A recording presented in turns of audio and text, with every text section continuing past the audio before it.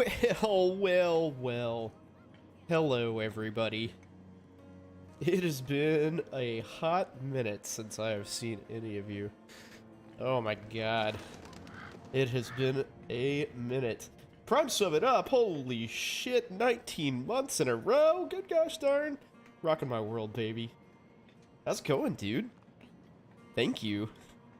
Very appreciated for your continued support. I can't believe I've been doing this for 19 months. That's nuts. It doesn't seem like that long at all. Oh, man. Hi. Hello. Wow. Cool. Yeah, so here I am. Man, it has been a wild month, let me tell you. Hey, Gucci, what's up, dude? Good to see you. Good to see both you guys. Thanks for sticking with me. I appreciate it. Yeah, so I've been sleep training my infant. And that went unbelievably well, actually. Level 40, yeah, I think I'm level 48? Yeah, 48. I'm almost done. I think I'm almost done with the campaign. Because I'm in, like, I think I'm in Act 4? Yeah. Almost there. I've been really enjoying Diablo 4, by the way. So yeah, that's... I am actually streaming on Kick, I think. Hold on, let's see. I literally just made my account for it earlier today. Oh, no, I'm not. I just don't know what I'm doing. Well, that's interesting, because I have it here. Maybe it just hasn't, like, loaded up or something? I don't know. Whatever. Am I offline? Yeah, okay, the XQC contract is, like, game-changing. That's crazy. Okay, so I am streaming. I'm live on Kick. There are more acts after Act 4? No way! Blah! Blows my mind. But I did just get a mount, so that will help me complete all the, like, weird-ass side quests and stuff that I've wasted a really huge amount of time doing. So look at all this stuff. Slots, casino, like, everybody's freaking... You know, of course, this is... basically propped up by Stake, so which is like a gigantic gambling company. They're awesome. Oh, sweet. Looking forward to it.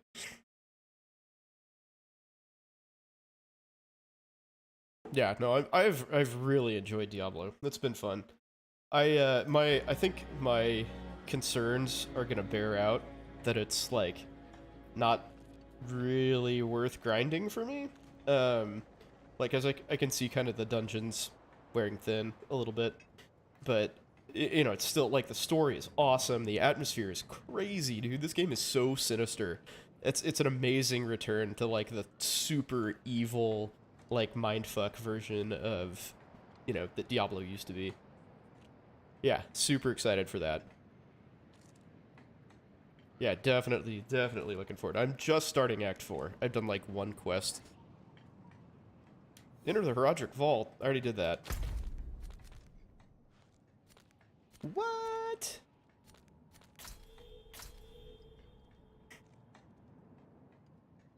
You get your Paragon board and runes. You can level up with the runes of Nightmare Dungeons. Oh, yeah. Yeah, I'm looking forward to the Nightmare Dungeons. I feel like I might have messed up by, like, taking so much time to just, like, explore shit and, like, go to all the dungeons and stuff and do side quests and whatever, but I mean, whatever, I'm having fun. That's what it's all about.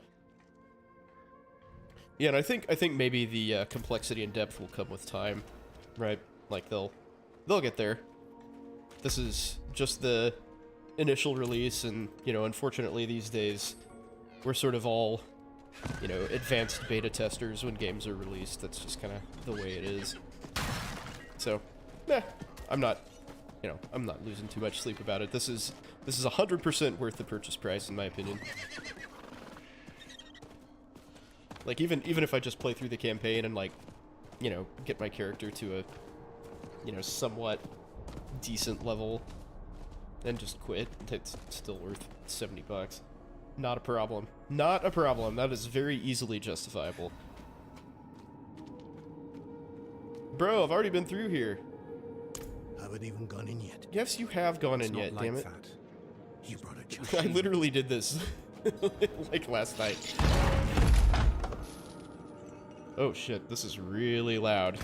Let's see.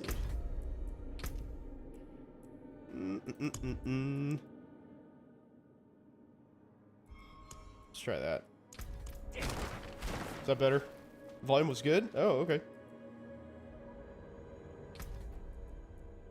Well, let's crank it back up. It was pretty loud for me, and I meant to ratchet it down. Save changes. Is that better? Alright, Nayrel, what's up? So I guess I have to redo this whole quest. Watch where you swing that staff. It's not a toy. Okay, perfect. Who is he? Good balance. Awesome. I love balance. He once lived in this vault, the one you're trespassing in. So, Explain yourself. if you're wanting to see cutscenes, I'm sorry, but I've already done this. I'm gonna get through it ASAP. So yeah, we sleep trained my kid, and that went so well, so crazy well. Like, we had a, you know, because we're sort of stereotypical upper middle class white people, we had a doula. We had a sleep doula. we pay people to do ridiculous things these days. And she and I sat in the hallway outside of my 6-month, well, at the time, 5-month-old room, and just like waited for her to stop crying, basically. So if you don't know what sleep training is, basically it's sort of like a modified cry it out approach, where you're just like, you go in every like 10 to 15 minutes and like comfort your kid and then leave, and they're like still crying, so it doesn't really make that much of a difference, but but the idea is that they know that you're like still available. We did that and we were like, okay, here we go, this is gonna suck, and it took her like half an hour. Easier second time around? In some ways yes, some ways no. I would say mostly yes. I mean, my first kid took like a month to sleep train, and that was excruciating. That was terrible. But yeah, Naomi did great. But then she got sick. She got sick like 4 days into this sleep training thing, and she was doing amazing, and then she got sick, and it just like all went to shit. Ow. But we have recovered from that. And I got sick, and I had a lingering cough for like 2 weeks. But I never, like, I didn't really ever feel that bad, but, man, I just, like, could not clear out my nose and sinuses. Just, like, hacking all the time. I was a disgusting mess. Just now recovering from that. But yeah, that has gone well. She's sleeping, and my life is improved dramatically. So here I am. Hello. Hello, everybody. Yeah, other things that are significant in my life. Warhammer 40,000 has a new edition that is essentially out for all intents and purposes. They've released the official rules, and they've got like some sort of bare bones rules for all of the units and stuff released. So it's playable. The new edition's playable, and it is good to go. It's a very simplified version of the previous edition. This is 10th edition instead of, you know, obviously the last one was 9th. But they'd kind of gotten to the point where you needed like multiple rule books to play your army, regardless of what it was, and that was a huge pain in the ass, especially for casual people like me, because it was kind of easy to miss like a source, and so you didn't necessarily know like if you were missing out on some like new rules or units or whatever. And I sort of hate that because like I've paid for their app, you have to, and all of the like source material and stuff, so you know, I put a pretty fair amount of money into it and like sub to their app, and you know, still don't really know what the hell's going on, so that was a bit frustrating. But they've kind of wiped that slate clean and hopefully are going to do it differently from here on out. So we will see. We'll see how that goes. But because of that, this is a fantastic time to get into the game, if that's something you're interested in, because there are lots of people rage quitting because of the new rules. And man, the secondary market, like on Facebook and stuff, is just absolutely on fire. There's so many people saying stuff. And, And for what? you know, You saw just how that dumping their armies and whatever. my son. I can't do it. Whoa, It wouldn't work anyway. cool. Dude. One of my friends is going to You don't Florida. understand. The stuff soul stones are made of, they're old as the So eternal today's Father's conflict Day. itself. Happy Father's Day to those of you who are dads. Magic so primeval, you need I faith. wanted to show you You need the spirit. card that my kid I have none. wrote for me, which I will do as What soon you as lack in Donan's faith done talking. you have in allies. Who? You? You? Yes. You're the only one who can help us. There. Oh, I can advance through this? Nice. Let's do it. Alright. So, this is my card. Can you see this? It says, "I'm sorry for screaming in your face." And has pictures of Mario Karts. Mario Kart. It is the best card I've ever received. Hands down. No questions asked. Freaking classic. It's like my kid is all about the Mario movie right now. Totally frame-worthy. I am totally keeping that. I will keep that one forever. You know, most of the like stuff that he draws and, you know, gives us and stuff, we, you know, keep for a couple days until he sort of forgets about it, and then it gets pitched. This is a classic. Instant classic. Look at this masterpiece. Call us beyond the. You're familiar. Yep, She's- yep. Mine as well. Have you read? On the road. I'm going. And but you're Haraj. It was. Okay. Off we go. Meet my allies at the Forsaken Chapel. I shall. So yeah, sorry for screaming in your face. I don't even... He screams in my face fairly often, so I'm not sure exactly what he means by that, but... Where's the Forbidden Chapel? Oh, wow, that's... Okay. Well, here I go. Let's teleport across the country here. But yeah, it's been a good Father's Day. We, there's a really good bakery here, and so I went and got some, like, freshly made biscuit sandwiches and a bunch of pastries and stuff. It was fantastic. So excited for this moment. Oh no. Am I about to get bulldozed? I don't even know. I don't know what's coming. Dude, I love the story in this game. It's really, really cool. Oh yeah, and the other thing that I wanted to get to tonight is I'm not going to talk too much about this right now, but I had a really cool brain surgery case that I did 2 weeks ago, something like that. Very interesting stuff. We'll go through that a little bit. But yeah, I am all in on the necro. Wow, I got the shit poisoned out of me. Jesus. Okay.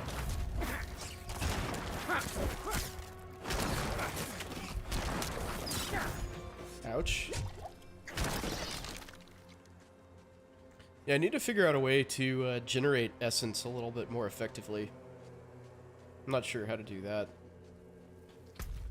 It's like my damage is heavily dependent on how much essence I have, so... That said, this makes me basically invincible. I can kind of cast that and just like stand here and kill everything. Oh yeah, that's right, yeah, pins. Forgot about that. I actually just discovered that, like, not too long ago.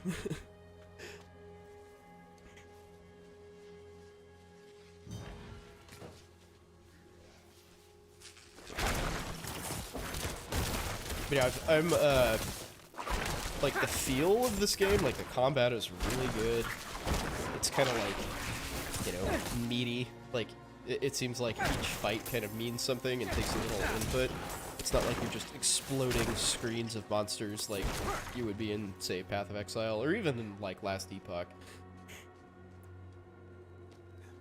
You know, you kind of have to use all your skills.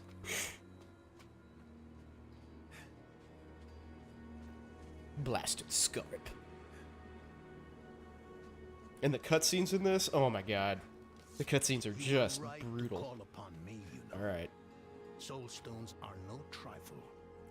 what's going on? I remember. I'm still muddy on the details of this plan. The bones are there. Lilith aims to take Mephisto's power for herself. Before she can reach him, we use the Soul Stone on her. Preparing the stone will take time we don't have. Why don't we fight her? Who among us? You. Her corrupted blood still runs in your veins. No. Fighting her kind is always a last resort. Even if you could defeat her, she'd eventually come back. But a smarter weapon, the stone, would be up to the challenge. Soul stones usually fail, given enough time. It might not work. You can make it work. There's no one I trust more to do it. The wind is picking up. I can't see her. Thaisa! I'll find her. Uh-oh. Yeah, I bet you will find her.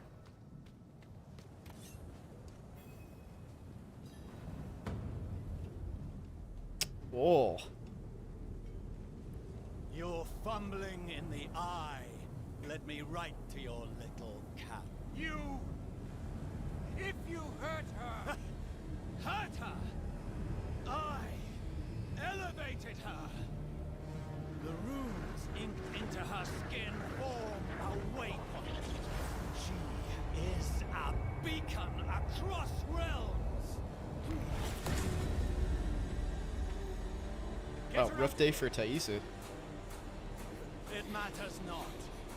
Her part is done. Your part is done too. Savor your breath while it lasts. Oh shit. What is happening?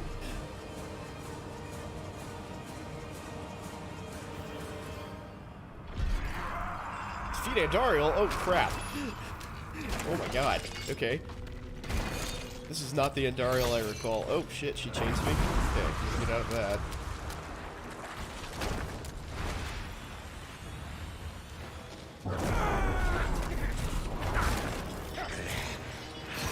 Like, I remember Andariel from Diablo 2 as the big, like, boob demon. Ah, she just made me waste my ultimate. That's cool. Oh man, this is gonna be a long-ass fight. Holy shit. I'm low on essence.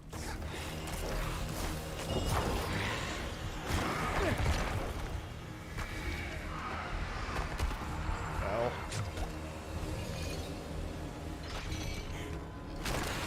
I need more time. I'm out of essence.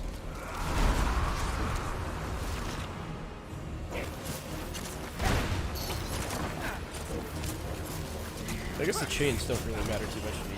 Jesus, this is crazy, crazy model.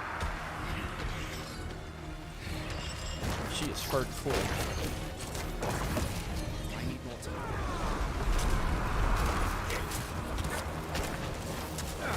Yep, get out of that. So far, all of the boss fights in this have been really cool. Okay, so she does not stick around for very long. That kind of sucks for me. Ah! I need more time.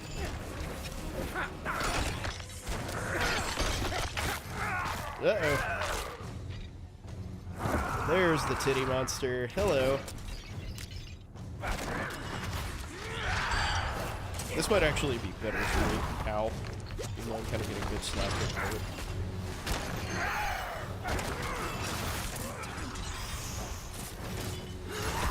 Ooh. Girl got some area of effect going on. Here we go.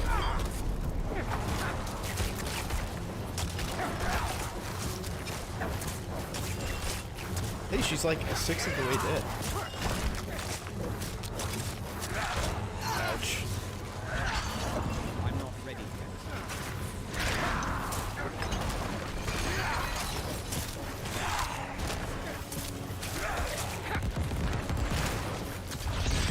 I love quick explosion. That was probably my favorite skill from Diablo 2. I keep wanting to say the original, but I forget that there was actually a Diablo before Diablo 2. Ouch. Oh god. Get out of that. I'm not ready yet.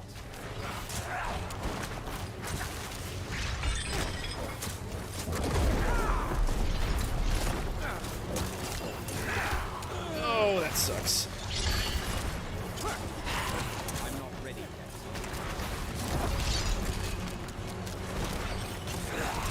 Ouch. Wow, so she just like backhands you into the storm, huh? Not a fan of that at all.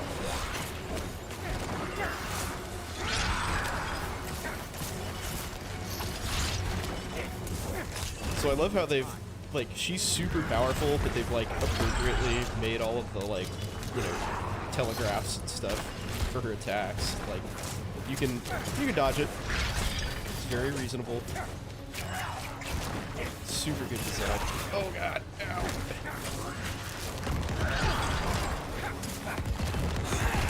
Ouch. Dude, oh, she mean business. And Darling's not playing.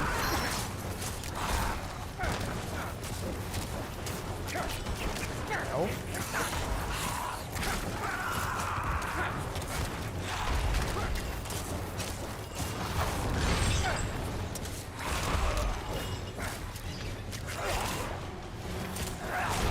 Oh shit. There you go. Do your attack.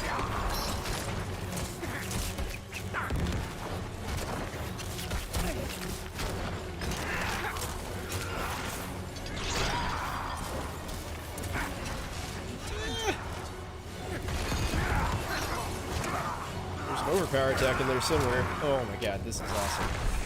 Ouch.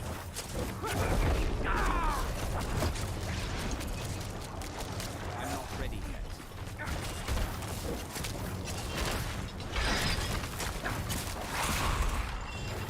So Bone Storm for me obviously is kind of my crutch. I have several several aspects that enhance it and like make it kind of like borderline broken.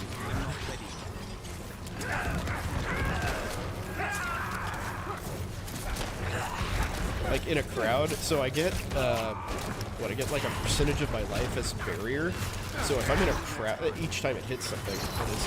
So like if I'm in a crowd, I'm basically unkillable because it's hitting stuff all the time, and I'm just like getting 4% of my life. Oh, ouch! This barrier every time.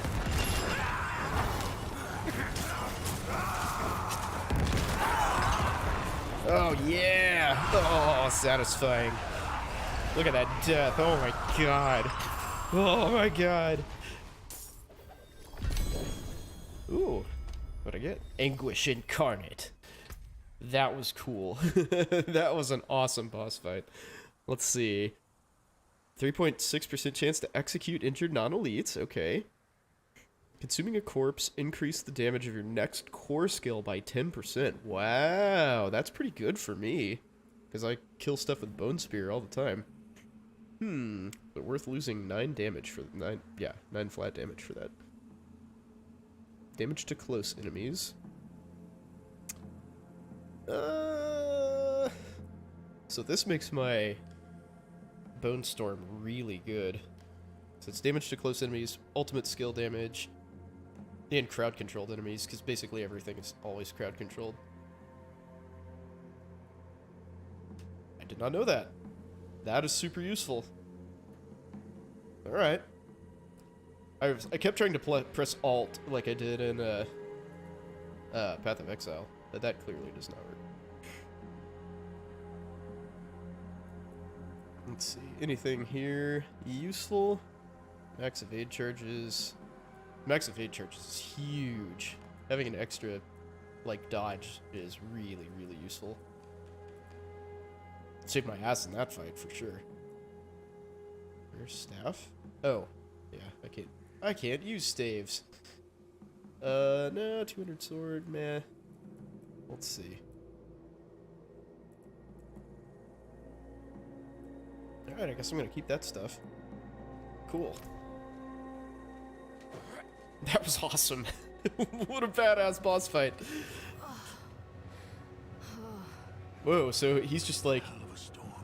they're just in here like chilling out, making their Herodric energy shield. Fair enough. Just like waltz back in. I'm like, yeah, just kill Dandariel. It's fine. Don't worry about it. Bloody hell. You finished the ritual from the volcano. Yeah, I thought that was really cool. Elias. Like That's the man who shackles summoned Lilith. at the beginning was Same like who summoned a lesser evil too? I didn't know quite what to make of that, but Is Andariel gone? like in terms of you know Yes. how she fits into the story. But after that came off, I was like, oh god, this is exactly how she should be in this like improved graphics era. Elias came to Hawazar. It's crazy that was 23 years ago. It's why I'm hunting him. I have a friend in Hawazar who has mastered the art of immortality. She might know his secret. She is the Maiden of Anguish. Let me take you Absolutely, to her. that is true. I thought we were after Lilith, not Elias. Finding him may lead to her. And while we look for Keeps them, you chained you'll and have time to punishes you. work Yeah, on that's yourself. true. I guess I didn't That's what consider you that. wanted, isn't it? Very thematic. Damn it, I'll bite. Love it. On one of those rare occasions you gave me good advice. You said the answers you need are often in the place you least want to look. It was you who said that. Ah, you're right. Let's get the horses ready. Oh, you're right. Sweet. What's up, Lorath? The others are Listen, ready. I didn't mention it earlier, but you did well. You You did still well. didn't You stand just out. like soloed the frickin' lesser evil. And lived. That's no ordinary feat. No big deal. But don't let it go to your head. The arrogance and foolhardy never last long in Hawazar. I wonder what old Deckard Cain would have written in his chronicles if he had seen us. Stay a Two while and old listen. friends reunited. That's what he would say. New allies eager to learn from our vast knowledge. Bound as one against the encroaching darkness, like the Haradrim of old. They were probably lost and bitter, just like us. But Cain had a gift for seeing the good in people. One thing was certain, at least. Lilith meant to devour Mephisto and claim his power as her own. Had that been her goal all along? Not sanctuary, but a bid to reign in hell. And Elias, the damned fool, was too blind to see it. Perhaps we weren't perfect, but we knew we had to make a stand. We were the world's only hope.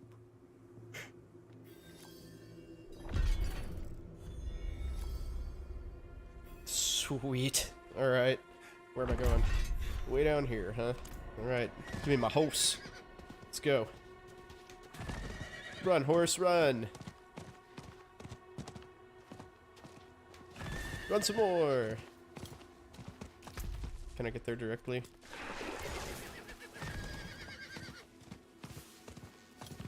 Probably not.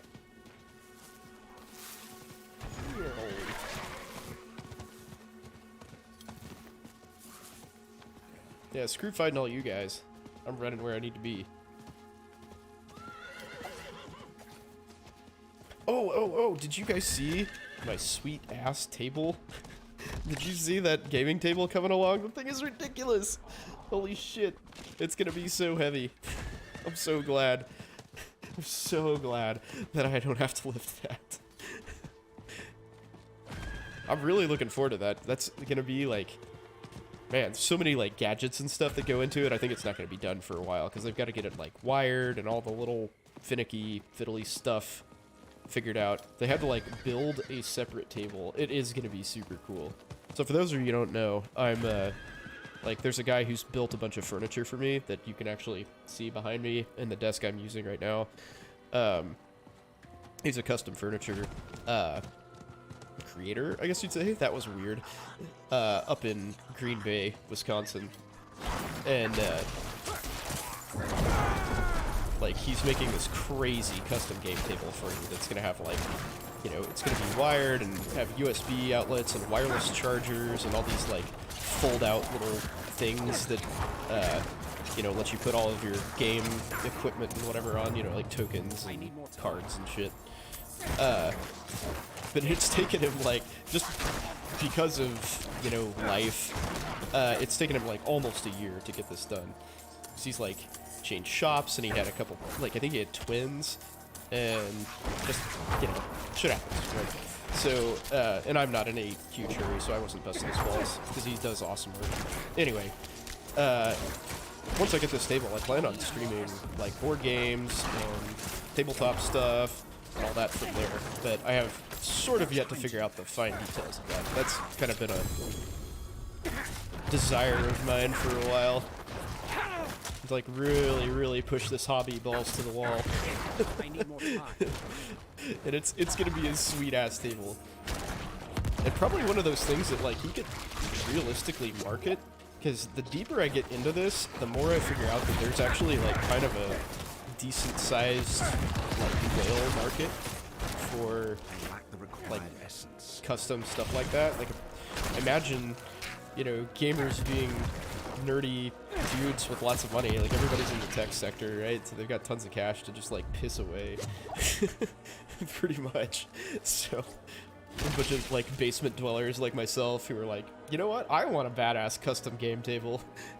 Would you make that for me, too?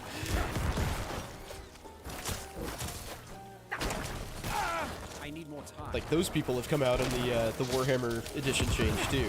There's, like, tons of people that are just like, oh, yeah, if anybody has, like, a, you know, exquisitely, like, top-notch painted army, yeah, I'll pay whatever you want for it, basically. Like, okay, fair enough. So we're all dropping thousands of dollars on toy soldiers, apparently, these days.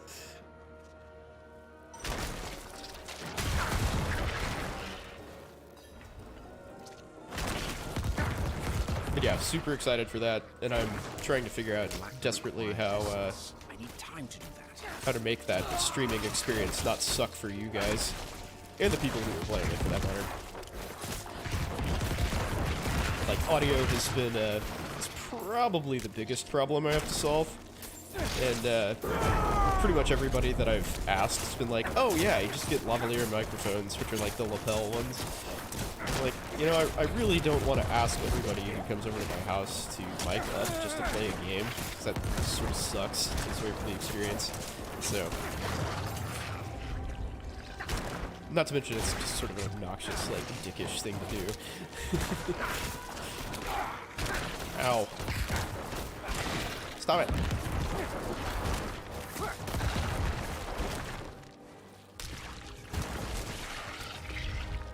Alright, you guys get over here so I can kill all of you. Ow. I love Corpse Explosion. It just makes me happy. It makes me so happy. Hey, hey, you stop running around.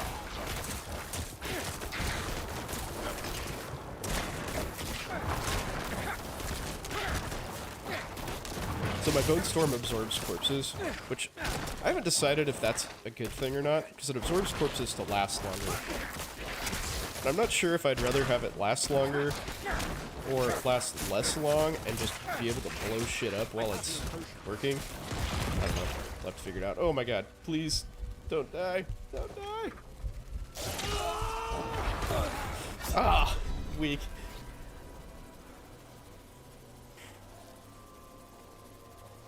An area mic, an AI tool to only allow voices doesn't work? I mean, it might. That may in fact work. I had not considered that. It's kind of an interesting idea. I mean, I'll have to see what it sounds like. You know, that's the unfortunate thing, is I don't really know enough about it, about, like, audio engineering to understand what that's gonna sound like until I do it. So yeah, so fortunately one of my friends is actually an audio engineer, like that's his job. And he was telling me that like just a standard condenser mic with a cardioid pattern, which is like the one that I have here, but I would get a nicer one. He said that should work if you just like EQ it, and, you know, it's not going to be more than like 3 feet away from everybody playing. So he was like, yeah, you know, that should... So, I mean, I'm not looking for like you know, soundstage quality here. Just something that's, like, listenable and not terrible. Like, as long as it doesn't sound like, you know, somebody's in a, like, concert hall 50 feet away from you and it's, like, echoing everywhere, you know, I'm pretty much okay with it.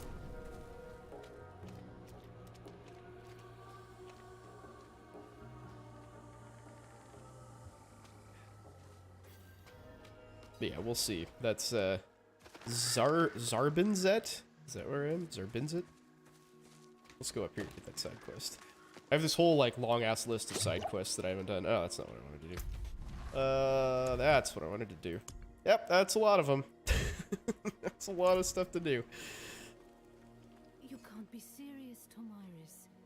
Morgan's Folly is lost. Malkin's Folly is lost. Going I can help you get to Malkin's You Folly. would risk the dangers of the swamp I guess. for a stranger, no less. It course. seems the light does still shine, even in the swamps of Hawazar. Though I would not need the kindness of a stranger if the Zakarum Crusaders had any fight left in them. That's true. They're all a bunch of bitches. Please, be cautious, Tomiris. There is a bridge leading into the wetlands. Meet me there. I must go ready myself. I cannot thank you enough for this, stranger. Truly, thank you. Alright, let's drop some shit off in here. Doot. Alright. What else did I pick up? Slow duration reduction. I really need something to, like, prevent me from getting stunned all the time. Oh yeah, I guess that's where my Bone Storm duration thing comes from. When hit while not healthy, magic bubbles surround you. Oh yeah, I've had that before. That's really good. What is that? Armor? Oh yeah. Hey. I can look at what I have. Oh yeah, wow, that's way freaking better than what I have. Well, I don't know. Bone skill and physical damage increase. So that other one has physical damage. Yeah, I mean, I guess that's probably a pretty solid improvement. Let's do that. Cool. Alright. That can go in my stash.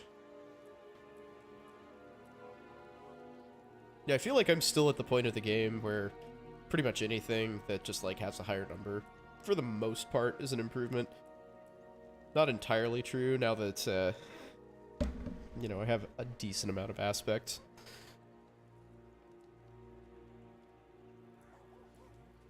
Let's see, maximum minion life? Yeah, I don't want that. I thought that was, like, my maximum life. I was like, 13% is a lot.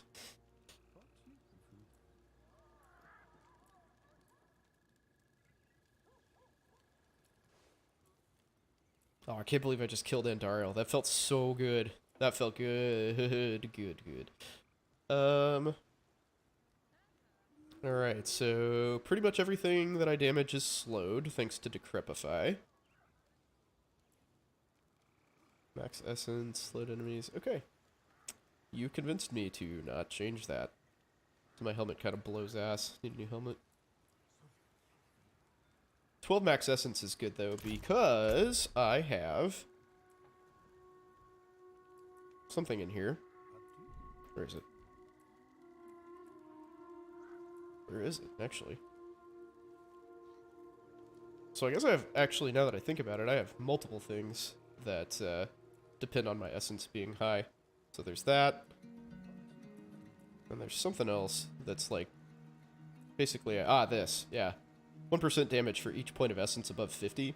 So, like, right now I do 94% more damage when I cast a, like, just regular Bone Spear. Pretty slick, if I do say so myself.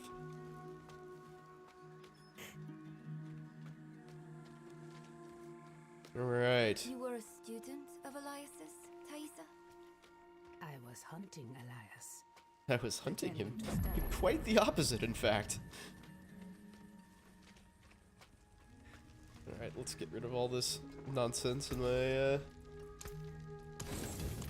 inventory there. Alright. I'll have to look into that AI noise filter thing. That sounds We super must good. break his hold on immortality. He cannot continue to escape his judgment. Yeah, so we've killed Elias like Yes. 5 times at this And point. without Elias, we may have more success against Lilith. Where do we start? Seek out Timoe in the marshes. Timoe. She traded with the power in the swamp and received long life. She may have the answer to killing Elias for good.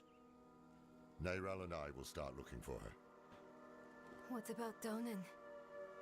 He has his hands full with the Soul Stone. A heavy burden to bear alone. Might be wise to offer him assistance. Dude, I love Lorath. I think his character's so cool.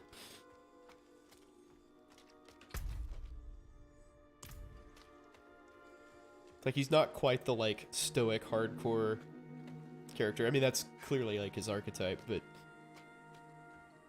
You know, he's a little bit different than... You know, he's a little bit more, like, flawed, which I think is cool. There's a powerful evil out there killing folks. Surely you've seen the demons or those horrible charred remains. Those horrible charred remains. Please, would you look for survivors near the old ruins to the northeast? Sure, Vass. We're desperate. Don't worry. I'll look into it. And yes, my name's Peaches, by the way. Peaches, the corpse exploding necromancer. Is that a dead end?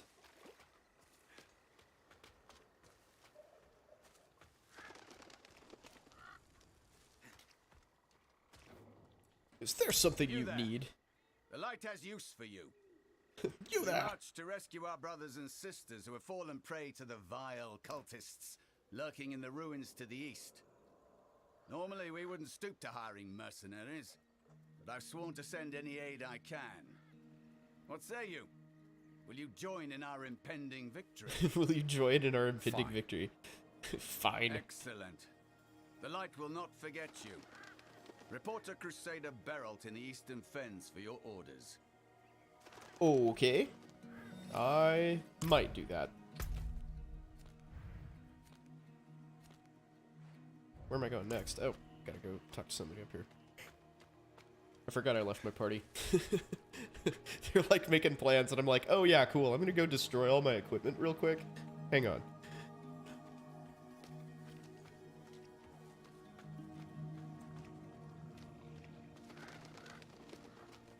Hey, Donan. Will you journey with Lorath and Neyral? I think not. I have to take care of the Soul Stone. Lorith will be fine alone. Northeast of here is a Zakarum keep. We know hatred has a strong presence there. Perhaps we can use it to prepare the Soul Stone to trap Lilith. I could use your assistance, if you're able. Let's roll, baby. Cool.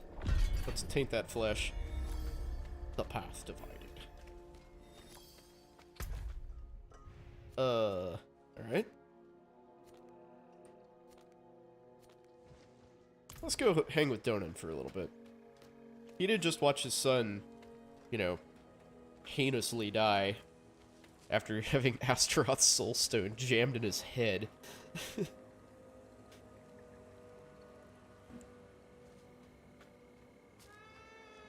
Yeah, this game is, there are no happy endings, man. This game is brutal, which is great. I love it. Definitely not a feel-good story.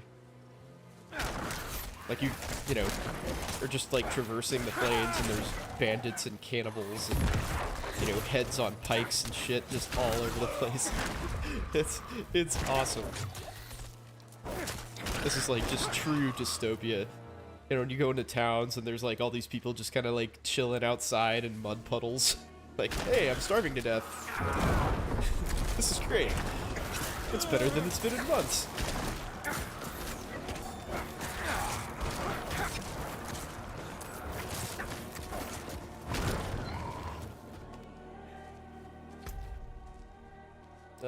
What do I need to do over here?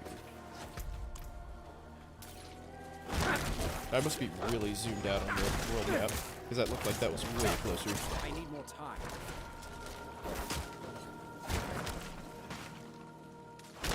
Knight Errant? What?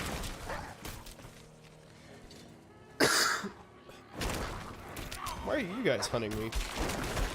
WTF, mate. I'm out Eat a of decrepify essence. curse while my shit recharges. I need more time. Oh, no you don't. Alright, barrier, do your thing.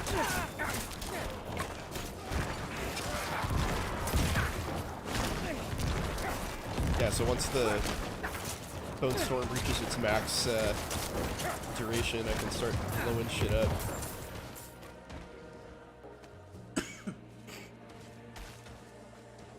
Wait, what am I doing here? Search for survivors at the abandoned ruins. Also, this is like a huge area. This isn't like a place I'm going to. Perfect. Then I guess I have to kill these dudes.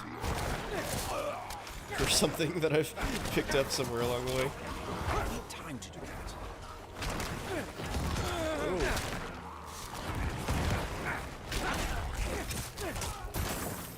Harold.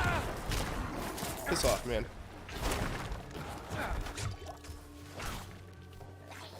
Hey.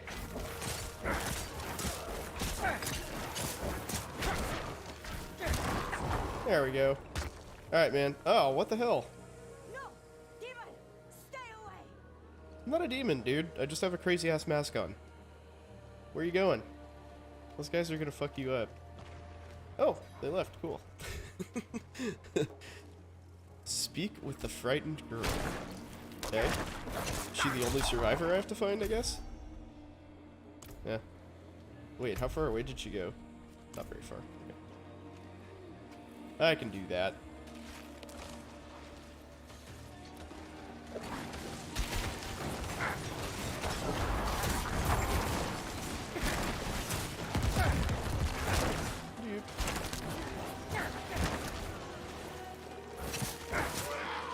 Excellent. Alright. No! Don't hurt me! I'm not gonna hurt you. You are not one of those things. Oh, thank the gods! I am Minetta. I was looking for flowers for my mother when suddenly there was Why are you looking for flowers in abandoned fire ruins? everywhere. And those horrible creatures. We need to get you home. My We do. mother, she's sick. I can't go home and So I have to go find flowers for you? Please, will you help What a me? jerk. In case those things come back. Help Anita gather the flowers. Man. Man. Over here. I see one. Alright. Dying plant. Great. Your mom will be so proud.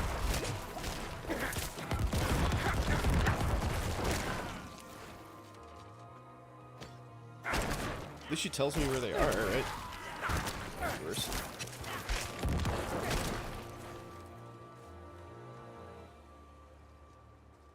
Oh. Ashen figure. I'm just gonna go break all of those. Maybe I could revive them at some point, but, you know. We'll just make sure that that's never a possibility. Seems like the best way to go. What's up here? A random rock wall just gonna chill in that I can walk through? Cool. Ah, there. Nope, there's one. What? They're all different? Come on now. Oh, they have a barrier, huh? Let's see how it is. Night. I see.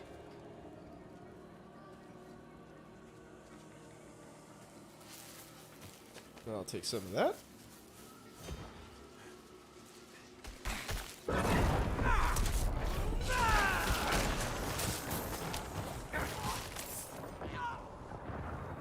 Alright, where are we going? Boop.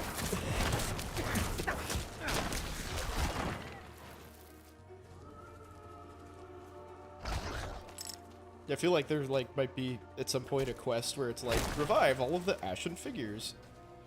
I'm just going around like fucking them up. Oh, Anita has a horse too? Cool. That's nice. Let's go. Is that one? Nope.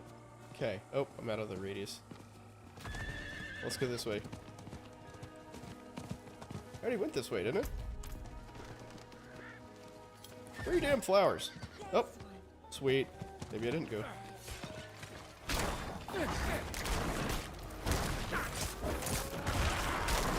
Oh, it's there. Withered Delphinium. Rock on. I'm so glad you found me. Let's get back to my mother before it gets too late. Cool. Let's. Better yet, let's not. Back on my horse. God, I love that horse. I gotta remember that I have this. It's so nice. After running through that freaking desert.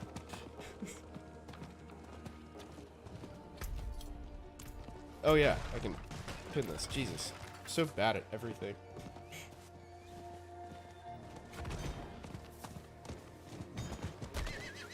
Faith's Edge, level 48.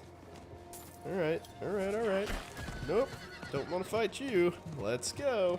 Yeah, there's not really like a whole lot of incentive to fight random chaff, right? Because everything is like level adjusted, so. I am. Let's be off. Let's be off. Alright. I don't want my other followers, so thanks for kicking her out. Appreciate it. Find the broken bridge. Okay. Let's shall. Ah! What the fuck? Get out of there. To the right. The bridge will take us right to the bridge. Is this the right? Yep. Sure is. Get off that horse. Get out of here, horse. I'm going down a cliff.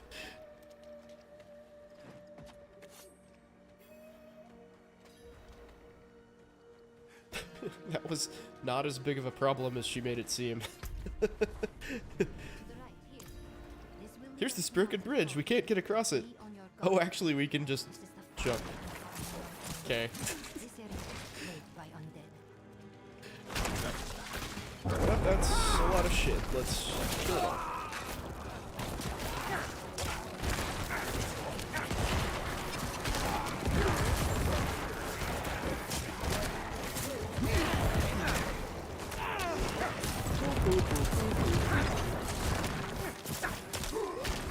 Alright, let's horse up. Giddy up, baby. Diseased embankment. Seems like a bad place to be. Nope, what's over there? Wait. Nope, don't care. Oh, this is Malgin's Folly. Okay, so I gotta go in Our here. master should be nearby. Or rather, her corpse. If we're lucky, her armor will be untouched, and we can leave this place quickly. Destroy the enemy structures? Oh, that's like a world event. Meh. Johanna! Oh no, she got fucked up.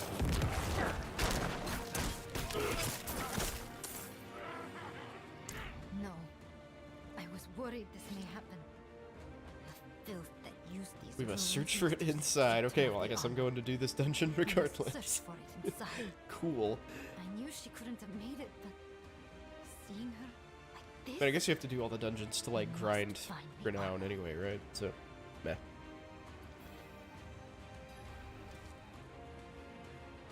I'm generally so bad about, like, maximizing completion before I leave somewhere. Like, I just have to get it all done. Like, oh, all these side quests. Yeah, I'm gonna do it. So I've tried to, like, actively push through the campaign, but I've not been very successful at all.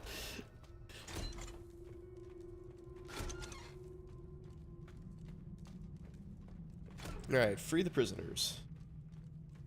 Yeah, there's not a whole lot of variation in dungeon tasks that you have to do. Ah, that's Red Knight, huh?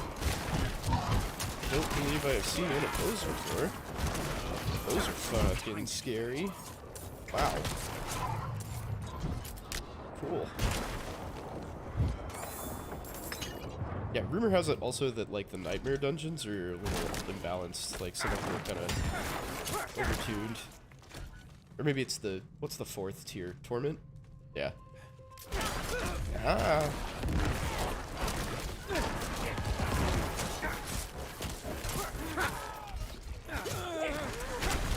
Ouch. I'm low on essence.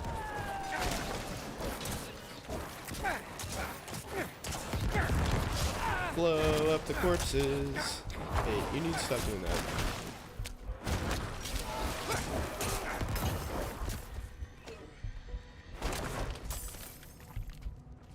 Hey, dude. Wouldn't have made it without you. That's right. Taken prisoners. No more innocent blood shall feed these crowds. Alright, in I go. With a little bone hurricane. A bonacane? Yeah.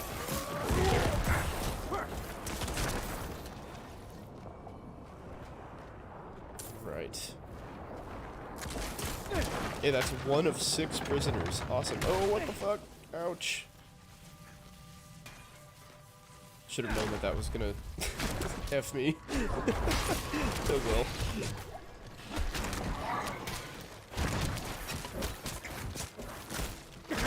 Time to do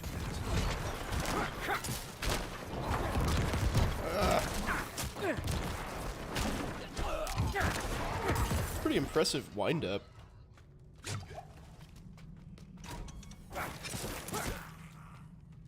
Dude, where is everybody? I'm trying to, like, free all these people, and they hide. Cleverly placed by the cultists and knight errants. So I can just pretty much just, like, chill in these crowds. Just generate barrier like it's going out of style. I like that. Which way to go? Let's go this way.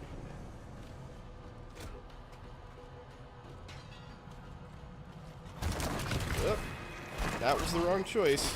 All of my crap's on cooldown. I need more essence. Yep, I know that. time We'll fire into the crowd a little bit until I get some more essence, I guess. Then, we'll pop back.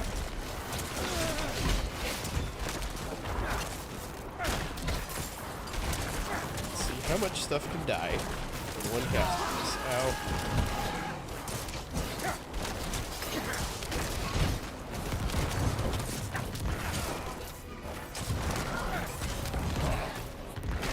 Kill the elite guy? No, I didn't. Of course. time to do it. Blow up the corpses.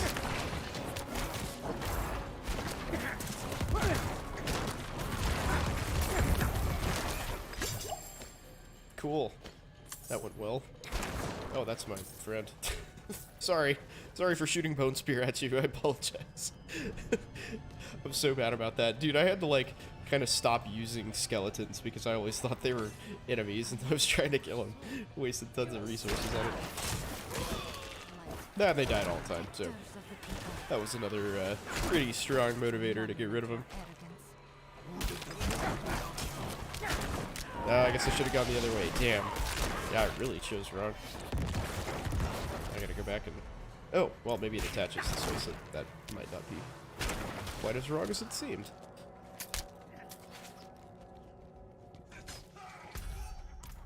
Alright, you guys just queue up. I just, like, stabbed that dude right in front of me, man. That is not cool.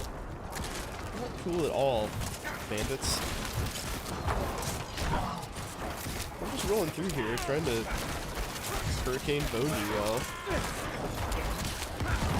There we go. Boom. Yay. Explosions. That's so satisfying. Oh my god, that's so good.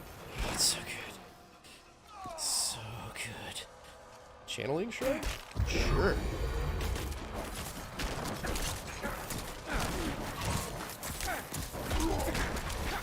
Skills cost no resource and have no decreased cooldown. Cool. Oh wait, I don't need to. Yeah, I can just freaking bone spear that thing. Excellent.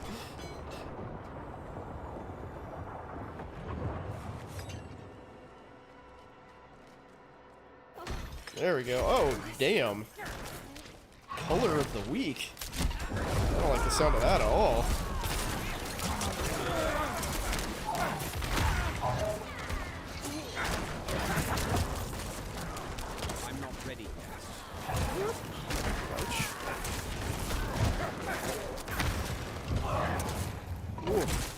That's a lot of damage. Remind me to not get hit by that again. So let's just blow up some corpses instead.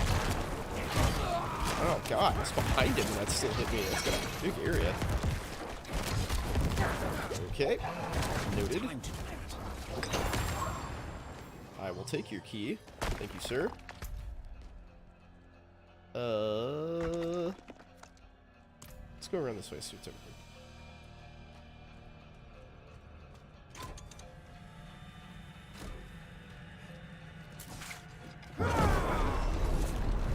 Bone Storm, Bone Storm. Everybody loves Bone Storm. Killing shit. Freezing it. Oh, God.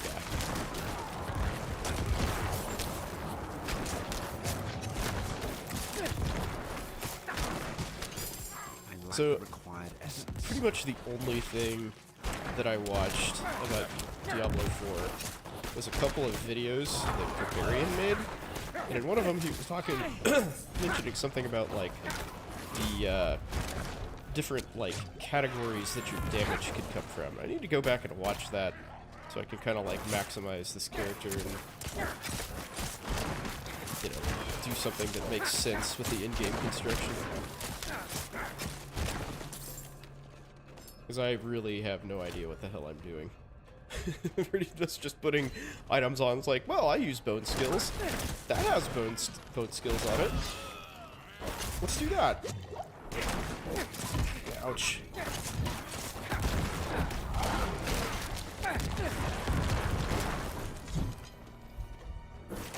I need more time. Excellent. All right. In I go.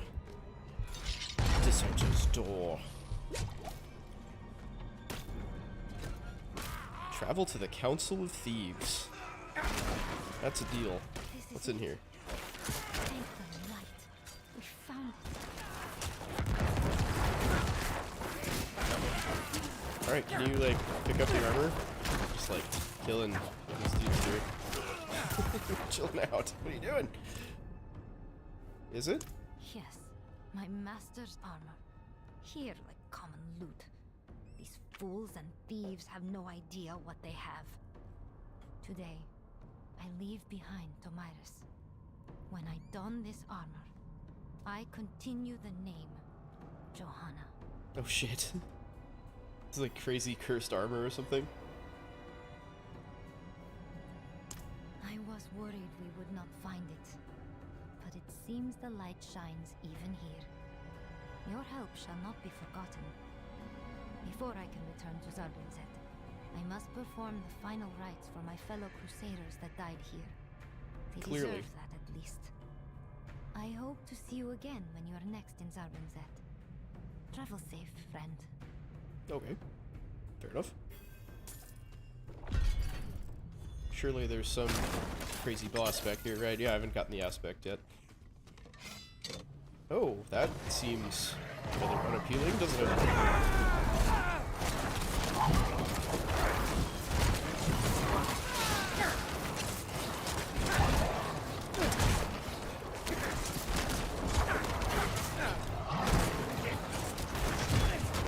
Let's kill all those things. I don't know what those actually do, but pretty content to have them dead.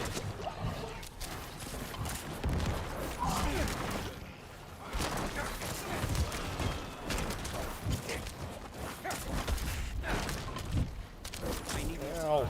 Ow! Jesus, that was really close.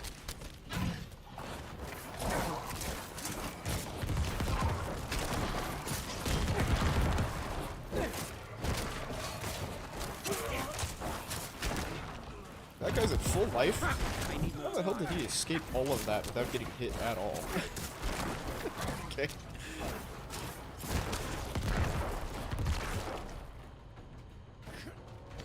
Okay. What else do I need to kill? Oh, levers. Get it.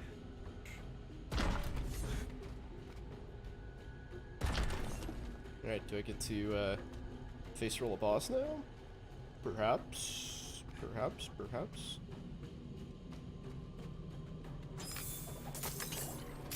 Nope.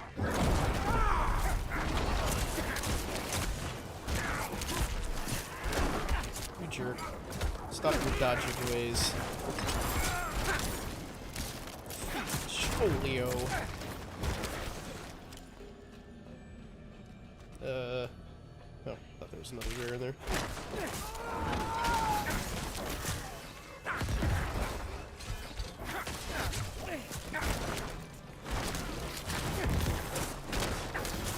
Alright, I think I need more time. we're gonna get to a reasonable stopping point after this dungeon. These dungeons take so long, man. Very, very grindy experience. I'm gonna do that, and then we'll talk about the case that I did. 'Cause that's really cool. Very cool I need case. more time. Lots of interesting stuff going on, in my opinion. Hopefully, you guys will.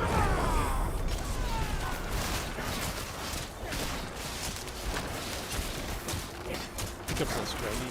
Easier to kill mobs. Oh, yeah. I guess that makes sense. That's probably what I should have done. Like, knowing what I know now, I guess I would have played through the game on that. Because it doesn't really make much of a difference, right? Like, the intro levels are, you know, you're not really finding anything that tier level makes a difference too much. I might do that when I go back and, like, clean up all the, you know, quests and stuff that I missed. I'm not ready yet. 2 gets harder as you level more? No. Ouch.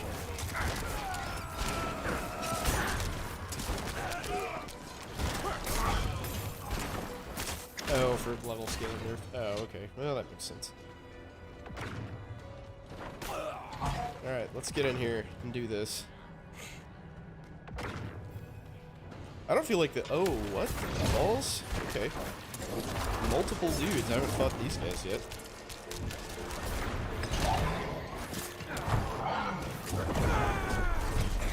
Ow.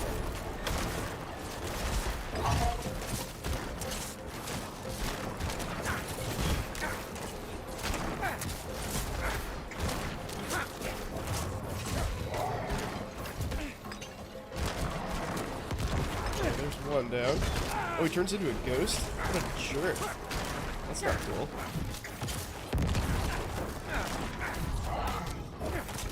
I need more time. Do I have to kill this guy first? Is he the one, like, raising everybody?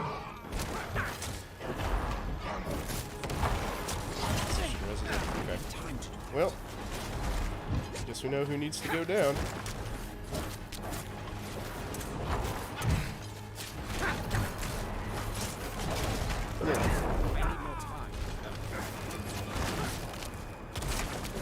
I guess if I can kill all 3 of them at the same time, though, that is a win.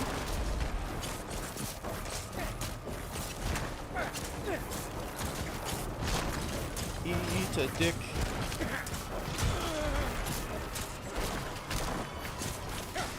There we go. Now we can make progress. Blow his corpse up, just for good measure.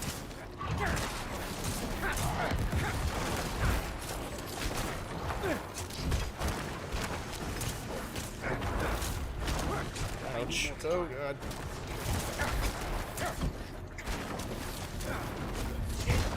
Oh god. Ow. That was close. Alright. Noted. You are strong.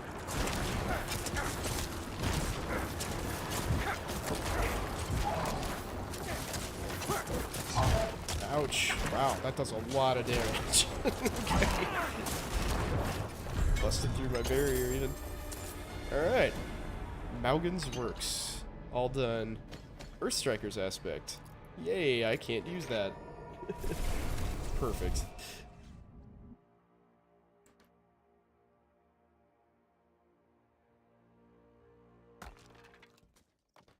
There's a bunch of dudes out here like, hey, where'd you go? Did you just kill our Lord Commander? Slay all enemies in Maugan's Folly. Alright.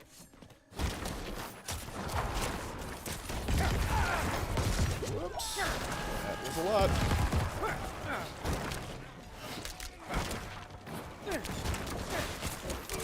Where's my soccer room lady, though? Didn't she get her fancy-ass armor? Joanna?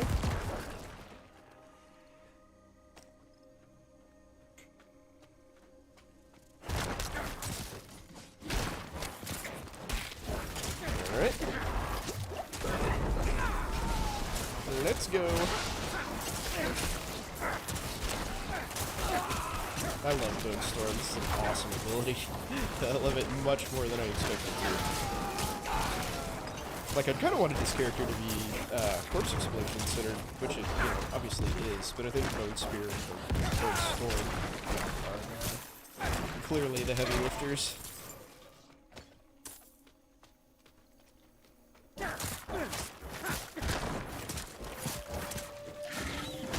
Oh, what the hell is that?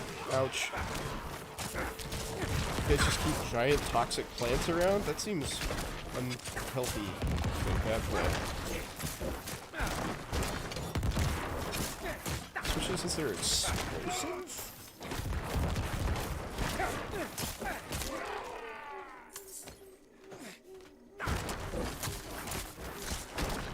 Yeah. Go on. Alright, let's see. Oh, there's a big old lot of dudes down here.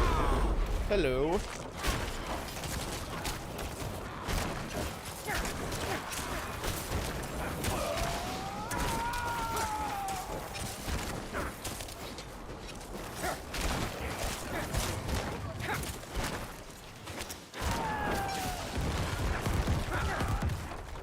God, I love Corpse Explosion. It feels so satisfying. I wish...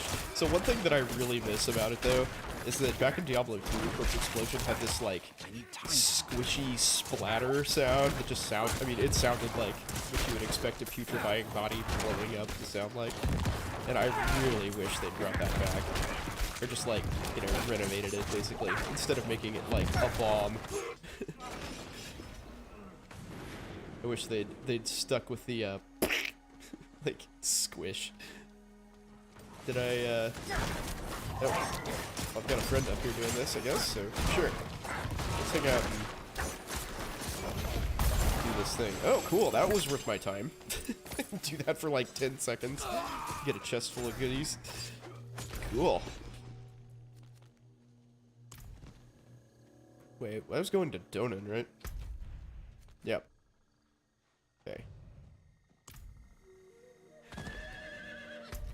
Let's go to Donan then.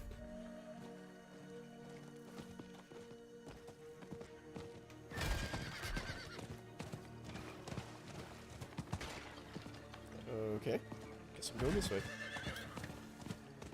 Yo. Suck it, cultists.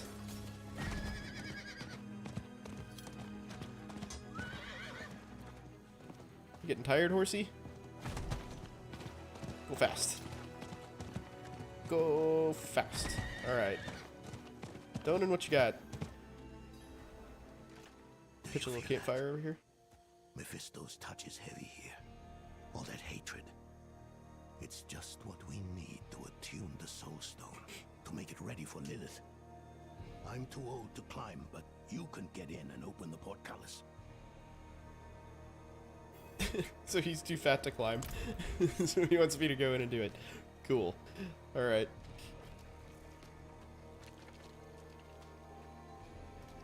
Alright, so here's what we're gonna do. We're gonna go back to Zarbin Zet, which is currently my base of operations. We're gonna talk about subarachnoid hemorrhage. Let's do it. That's not a departure at all from Diablo. Okay, this is the case that I did. So I'll try to kind of give you an idea how this goes, like present it how it was presented to be, because things aren't always quite as clear-cut as they seem, right? So I am told by our charge nurse, this was afternoon, it wasn't like, late at night, or maybe like early evening. So charge nurse calls me and says, hey, the neurosurgeon has a case, or might have a case that he wants to do. I was like, that he wants to do sometime. I was like, okay. So might have a case that he wants to do sometime. Great. Do you know anything about this? She was like, yeah, I think it's a brain bleed. And they're in the ER. I was like, okay, I'll figure it out. So, so I go over and like see this lady, and she's already intubated, like has a breathing tube, and her blood pressure is just all over the map while I'm standing there, just, you know, kind of talking to the nurses. There's nobody in the room, by the way. There was nobody in the room when I got there, and I think a couple people saw me walk in, and they sort of followed me in and assumed that, you know, I needed to know something about her correctly. So they're talking about this lady all over the map. I mean, from like 50s to 250s, like everywhere, which is the first interesting thing that we should talk about. And that's when your brain bleeds a lot, you get some crazy autonomic dysfunction sometimes. So like, if you have a whole bunch of pressure in your brain, yeah, as I was standing there, she would go from like barely pulsatile to 250, and I was in the room for, well, I guess I was in the room for a while ultimately, but at that point I'd been there for like 5 minutes, so it was just like all over the place.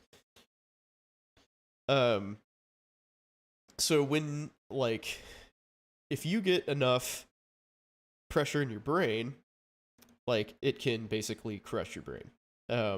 They call that it like squeezes your brainstem past the base of your skull, and your brainstem is where like your heart rate and your, you know, breathing and all of that sort of stuff is mostly controlled.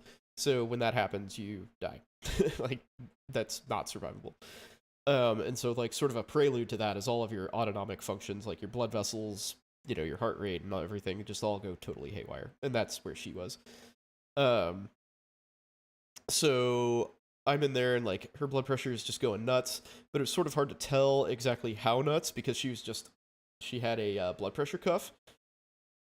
For some reason, it seems like a trend locally that emergency rooms don't place invasive monitors. Those being, so we talked about a central line placement last time I streamed, I think. So they don't usually place central lines, and they don't place something called an arterial line, which we will look up here. Which is basically just it's kind of like an IV that goes in your wrist. Usually it can go in any artery technically, but usually it's in your radial artery, just because it's an artery you can sacrifice, and it's really easy to get to, and generally sort of in the same place in most people. But it gives you a continuous readout, so like every time your heart beats, it pushes blood like through this catheter, and this is a stiff catheter, stiff tube. So it doesn't have like the entire pressure wave basically goes through the fluid and not the tube. Like a normal IV tubing is like really kind of soft. So it absorbs that pressure wave, but this is not. It's super tough, like dense stuff. And so that pressure wave gets, you know, reflected back through here, and it's connected to a transducer that gives you a blood pressure.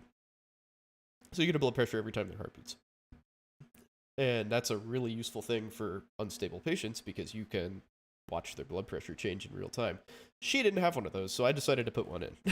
I was like, if you have blood pressures that are ranging by like over 150 points while I'm standing here for under 10 minutes, you need this very badly. So the story for this lady, like, so I'm, you know, doing all this stuff. And the story for her is she was out with her family, I think her daughters, or maybe daughter, just single daughter. Anyway, out with her family at a like wine tasting thing, and she fell over and hit her head. So that's the story that I heard. And I was like, okay, well, so she fell and hit her head and, you know, ruptured something, hit it wrong, had a brain bleed. So she's got this huge, you know, brain bleed. But come to find out, she had like just gotten to this wine tasting thing and like told her daughter that she felt bad. So she was like, oh, I feel really bad. And then fell. So it sounds like she actually had this bleed spontaneously. So we kind of dug a little deeper into this, and apparently she had had a heart cath recently, quote, whatever that means. So the thing about that is notable is when you have a heart cath and you get stents placed, they put you on an antiplatelet drug for at least, I believe, current guidelines are 6 months. So they put you on that for 6 months plus. Usually that's Plavix, Effient, or Brilinta, I think, or like Plavix is kind of like the first line one, and you get one of the other ones if you're resistant to that for whatever reason, to Plavix for whatever reason. And so, like, a risk of any blood thinner is bleeding, right? So sometimes people have spontaneous cerebral bleeds. So, maybe she had an aneurysm or like some weakening, or maybe it just kind of happened. So it sounds like she just had a spontaneous bleed, and this was a big ass bleed. So let's go back to what this kind of looks like. So this is a good example. Hers was, I think, almost 2 centimeters thick. So if you can imagine, 2 centimeters inside your skull, that's like almost an inch, right? Are there tiny ruptures in blood vessels all the time that are repaired? Probably. I mean, like, realistically, yeah. Like in capillaries and stuff, teeny tiny ones that just, like, they kind of pop and they're, like, 2 cells wide, so they just repair themselves almost instantly. Yeah, probably. But yeah, you can definitely get, people on Plavix, like, can bruise really easily and stuff. So, like, if you, touch their arm or whatever, like, you could pop all those capillaries and they just don't clot off. And they just make a huge bruise. Yeah, that totally happens. Even if they're not, like, strictly speaking injured, you still just rupture all their blood vessels. So yeah, same thing can happen in your brain for sure. But yeah, she had a big ass bleed. And so what you do for that is you drain it. So we took her to the operating room. And so she had midline shift. So if you have a lot of pressure on, like, one side of your brain, I've forgotten where hers was. I think it was a frontal bleed. But you get something called midline shift. So you've got your 2 halves of their brain. They're connected by the corpus callosum. But if you have, like, lots of pressure on one side, it can squish your brain over to the other side. And that causes lots of problems.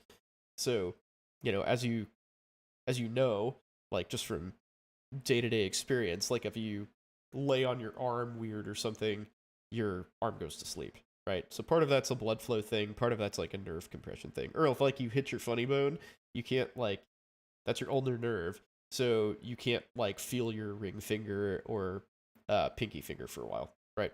Because that's, where that nerve goes. So your brain's the same way. So if you smash all the stuff in your brain, then it's gonna screw up. Hopefully no brain tissue died. Well, we're getting to that.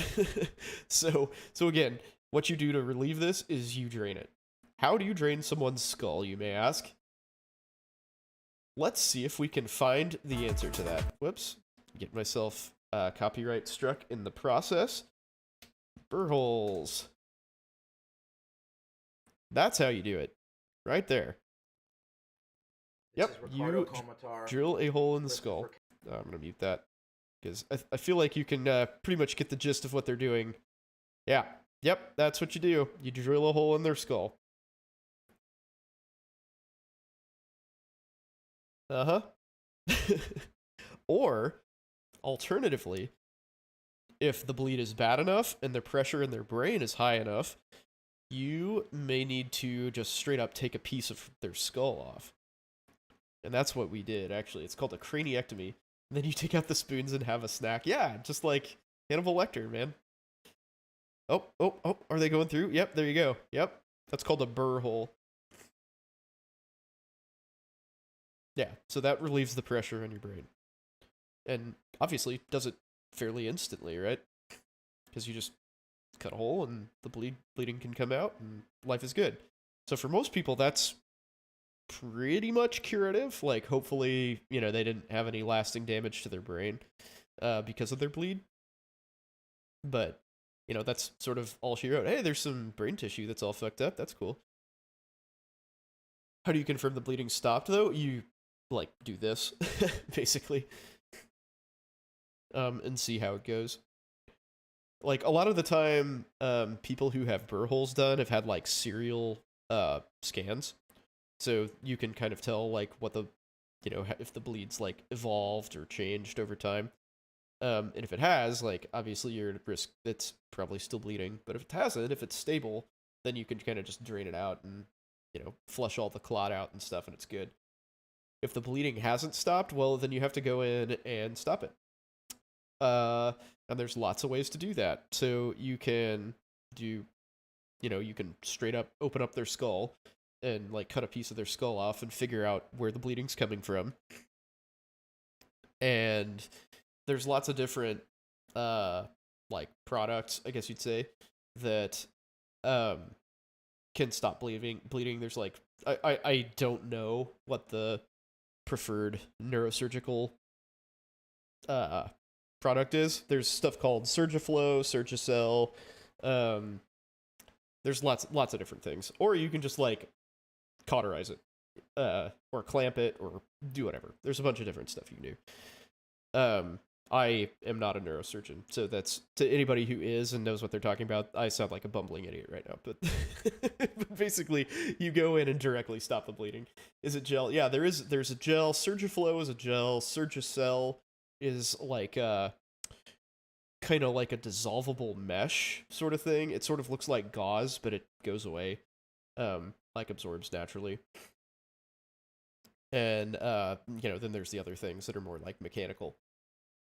And yes, there are sutures that you can put in, like, people's brains. There's dissolvable sutures. There's, you know, if you have like a big blood vessel that's pumping blood out, then you can close that with sutures, and, you know, you kind of do what you got to do.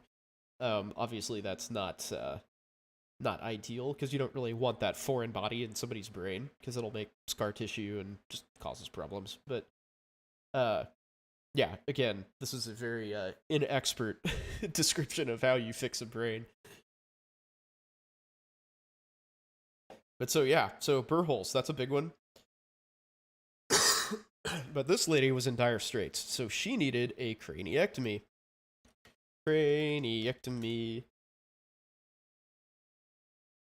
So, like, we just straight up took a chunk of her head off.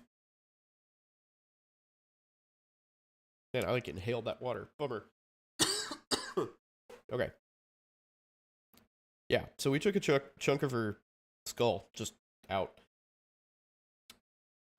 So we did so I didn't make that choice, but the neurosurgeon chose that because her, the pressure in her brain was just so high. So he put in a monitor called a bolt, and that, like, it works the same way as the arterial line that I was describing earlier, kinda, and just, like, transduces a pressure wave into, you know, a electrical signal that you can monitor. So a normal ICP, intracranial pressure, is 10 to 15. So for those of you who are medically inclined, it's basically the same as your central venous pressure. That's not entirely true, but it's close enough for government work. So, like, if you have a central line in somebody and you want to know what their ICP is, you can monitor CVP. That's, you know, it's a rough estimate, and it's good enough for just about everybody. Is the blood so spread around the brain that when the pressure's high, you need to drill a ton of burr holes? So that usually doesn't happen, because there are, like, septations in the connective tissue in your brain. So, like, your brain is, like, kind of attached, you know, at various points with connective tissue to your skull. So there's, like, it looks like, is it here? Yeah. So it looks like this. It stays, like, in a pocket for the most part, and doesn't push away all of this stuff. So this is an epidural hematoma. That's a subdural hematoma. And this is a subarachnoid hemorrhage. So subarachnoid is, like, right outside the brain, basically. So it will kind of do this, but usually it's pretty localized. So she was definitely gigacritical, and the immediacy required it. Yeah, absolutely. So what I was getting to with this ICP thing. So the blood pressure that is in your brain. So that's the pressure in your head that's pushing out, right? That's like pushing out. So your blood pressure is what's pushing in. Your systolic blood pressure is what's pushing in. So a typical blood pressure is your mean arterial pressure. So we'll work with this. So mean arterial pressure is generally, 90-ish. So it's 2/3 of your diastolic plus 1/3 of your systolic is that. So yeah, so 120/70. Like normal person has a mean arterial pressure of 87. A normal CVP or ICP is 10 to 15. And your cerebral perfusion pressure, because this is pressure in and minus pressure out, which is your ICP. So cerebral perfusion pressure is MAP minus your CVP or ICP. God. Dang it. Terrible. So MAP minus CVP is rough estimate of your, like, how your brain's perfusing. How it's, like, how the blood flow is in your brain. So, what that means is the higher your ICP is, the less perfusion pressure your brain is getting. So the less blood flow your brain's getting. Alternatively, that also means the higher you need your mean arterial pressure to be to perfuse your brain. So that is to say, it is an option to increase someone's blood pressure to perfuse their brain better when their ICP is high. So in somebody who has a brain bleed, that's not super great because the higher their blood pressure gets, the more that bleed is going to continue, right? So that's not a great option. It is an option, but it's not a great option at all because you're pretty likely to make that bleed worse. So again, normal CVP, or sorry, normal ICP is 10 to 15. This lady's was 90. So, yeah, so that's why she got a craniectomy. And as you can see, her cerebral perfusion pressure was pretty close to 0. So she was pretty hypertensive, like I said, intermittently, but she was also down in the dumps fairly often too, and she was just all over the place. It continued that throughout the whole surgery. So, we didn't really know what to do with her, honestly. Like, she was on, like, meds to raise her blood pressure, and ultimately I just decided, I was like, I'd rather her be high. So I made the choice that, like, high blood pressure was better than low because of this. Like, because her cerebral perfusion pressure was so low, because her MAP was so high. Let's see. So we'll bring this up. Cerebral perfusion pressure. There we go. Yeah.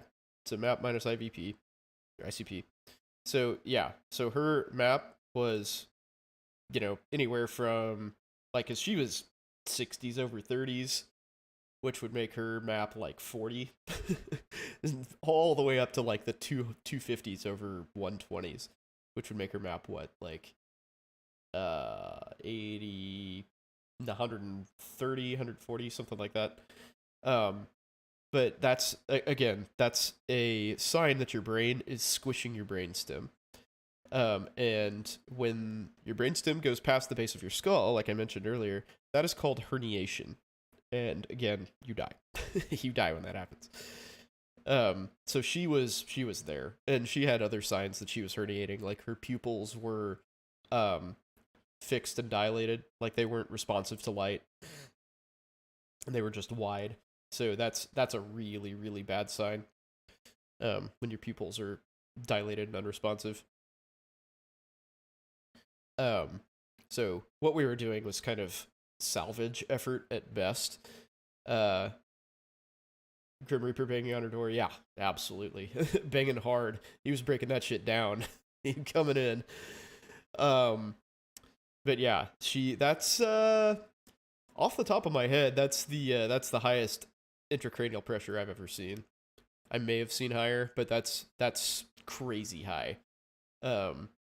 So she was not long for this world. She ultimately died, unfortunately. But yeah, like it was I thought this was a super interesting case because of one, kind of like the mystery that surrounded her. Like all I really knew is that she had a heart cath at some point. And just the fact that her blood pressure was just so crazy. I'm not sure that I've dealt with anyone who was like kind of actively herniating before. I mean, I've seen people who were like, they were brain dead because of that, because of, brain herniation. And I've seen people who were like kind of heading that direction, but we were able to, at least like stop the, the worsening. But she was kind of like teetering on the edge of the cliff, and I rode that rode that ride down with her, basically. What do I think she died from? Yeah, it's just brain death. Yep. Just like global brain death, basically. Yeah, they declared her brain dead. Not like maybe 12 hours or something after we did this procedure. And that was, when, and they didn't put that bolt in until the end of procedure. And it was obvious. Like when they, when I saw that her ICP was 90, I was like, whoa, okay. Well, that's not going to go well. Was her family there? Yeah. So like I said, she was at a wine tasting with her daughter. I honestly don't know who else ultimately showed up, but I know she did have a few family members there.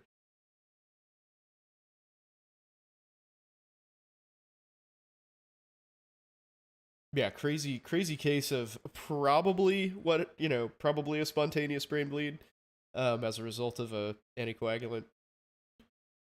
Oh, the neurosurgeon did.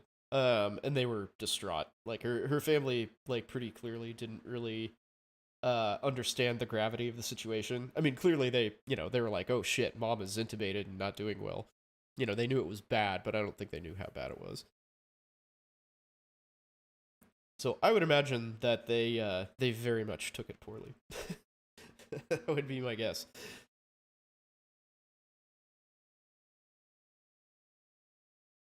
But yeah, this is a super interesting case. So what I kind of wanted to talk about also is ways to get the ICP down. How old was the mom? She was like 60s. I've forgotten exactly. I think she was mid 60s. So like not super old, and I would say like just by appearance fairly healthy. Like obviously she had some heart disease, but it looked like she was in decent shape, and obviously active enough to go to a wine tasting with her daughter, her adult daughter.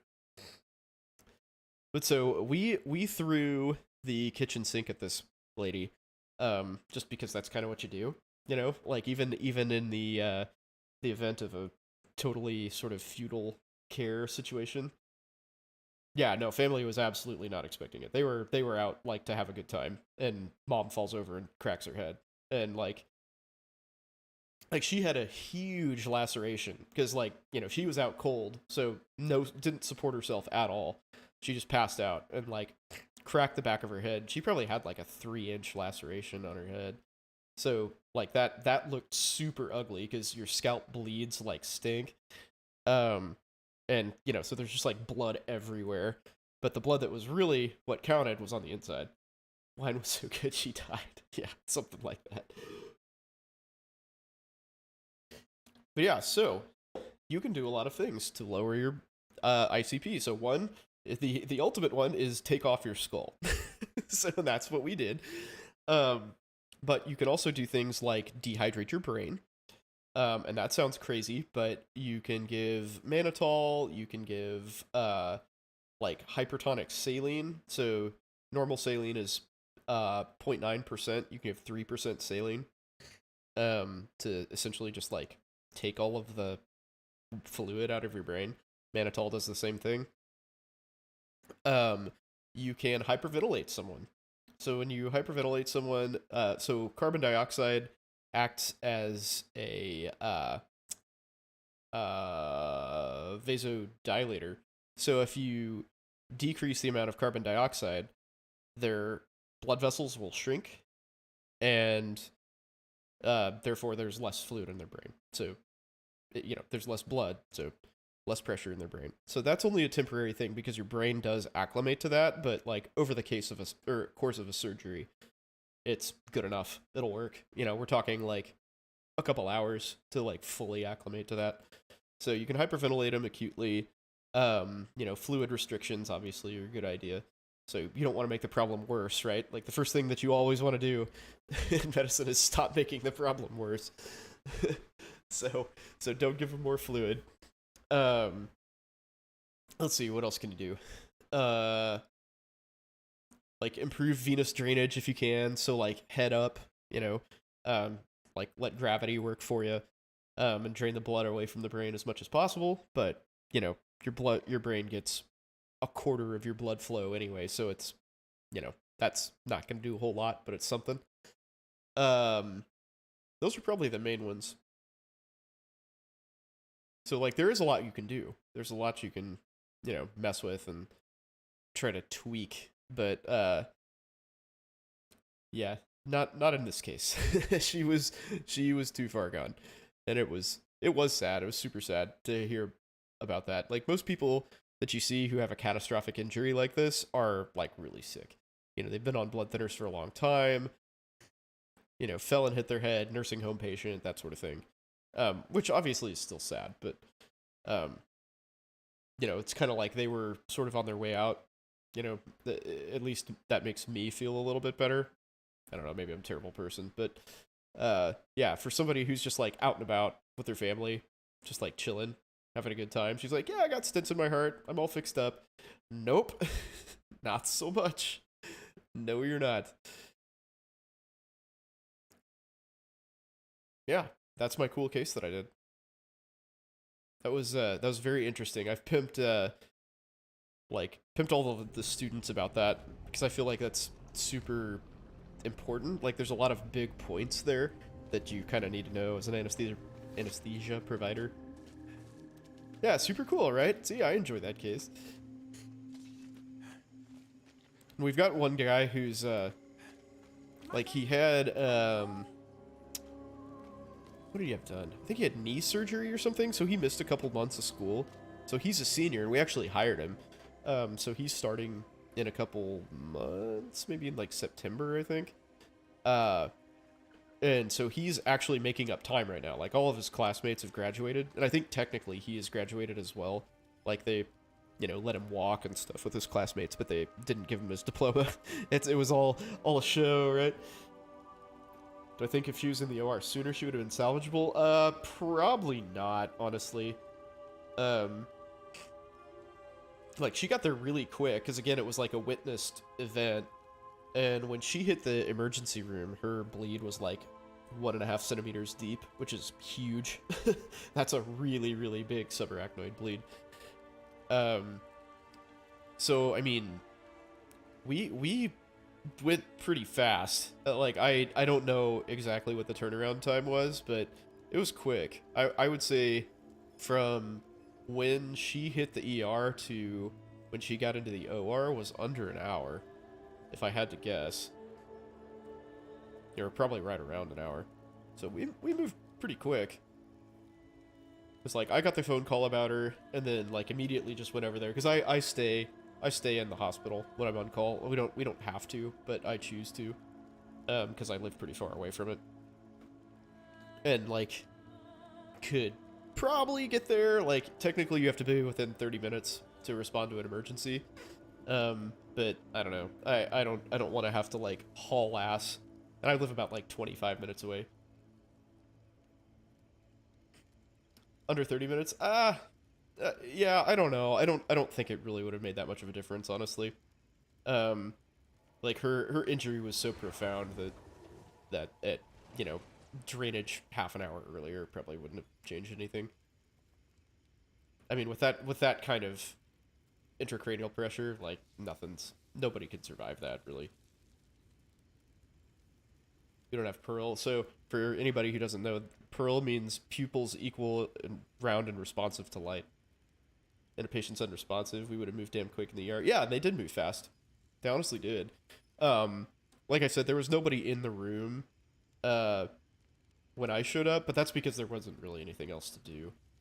I mean, it would have made a lot of sense for the ER provider to place invasive monitors, place a central line, place an arterial line. But unfortunately, that's just not something our emergency room does. And like I said, I think that's a kind of a trend in the field, which I do not understand. Like, I feel like if you're going to properly manage an emergency, you need to be able to do those things and should do them on the reg. But who am I? Who am I? But yeah, so we moved pretty quick. Like, I got that phone call quickly, and the anesthetist was in-house as well. And she went to set up, and yeah, I mean, there wasn't any, like, big delay in the case, in the care or anything. So yeah, just a unfortunate situation, but good for learning. You know, it sort of sucks that you have to see people like do badly, you know, have bad outcomes to really, you know, learn about the extremes that, you know, people go through. Because you can read these things in a textbook all day long, but until you see that, it just doesn't register. Like, I had never seen anybody with blood pressure that labile before. That was crazy.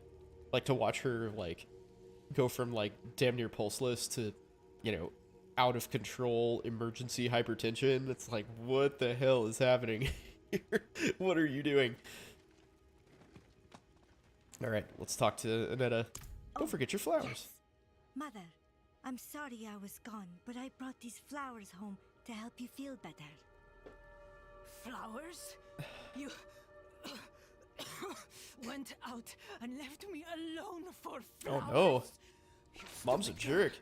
You cursed little creature.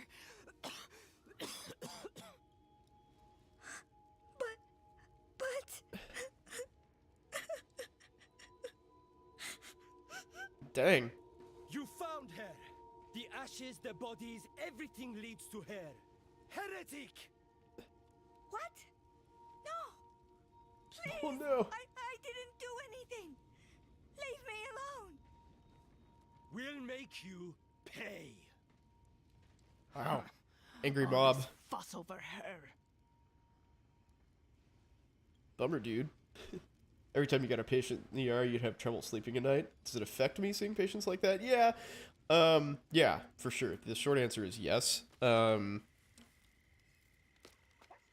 Like I mentioned earlier, though, there's kind of, like, varying severities of, like, how bad. I don't really have any... So I wouldn't say it affects me functionally. There was definitely a period in residency where, like, I just had a rough streak, honestly. Like, we were always involved in codes, and, you know, so anytime somebody coded in the hospital, by the way, that means when somebody's, like, actively dying, you're trying to, like, resuscitate them. So anytime somebody codes, we were there, you know, we got called to, like, put breathing tubes in people who were struggling.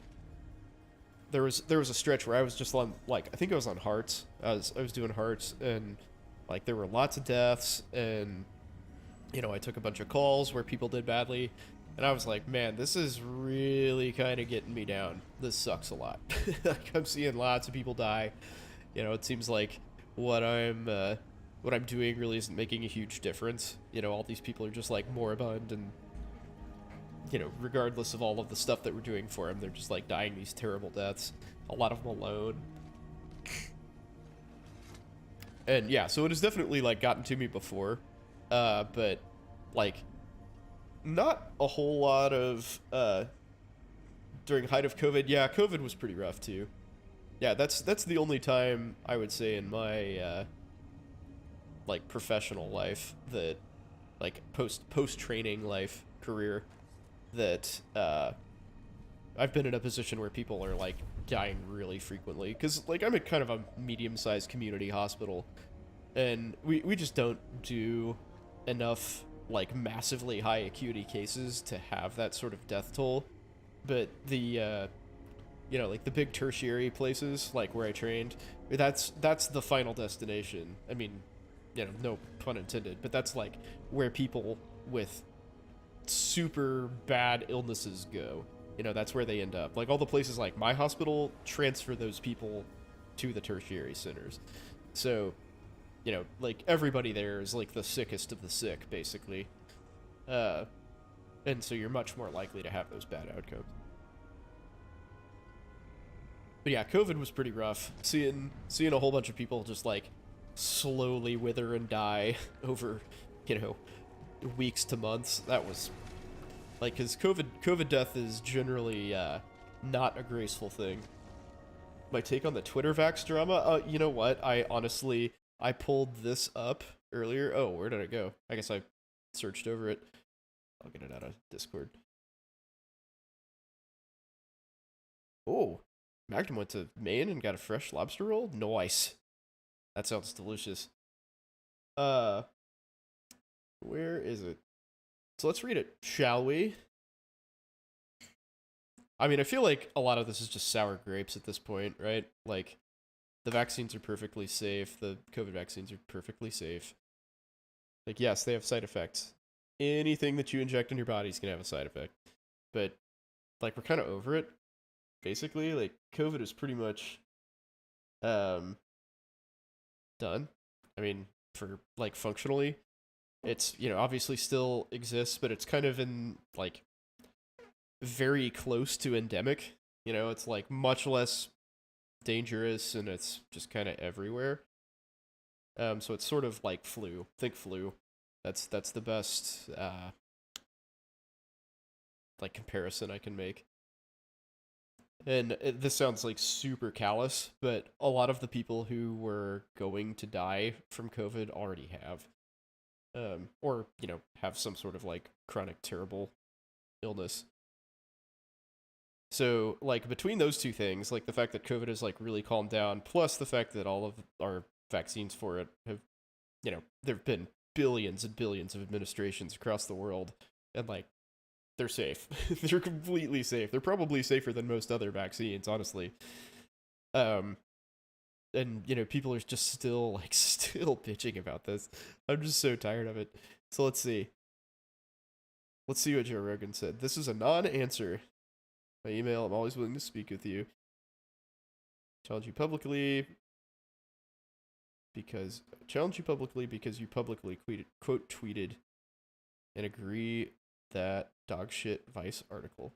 Oh, I have no idea what article they're talking about. If you're really serious about what you stand for, you have a massive opportunity for a debate that will reach the largest audience a discussion like this has ever had.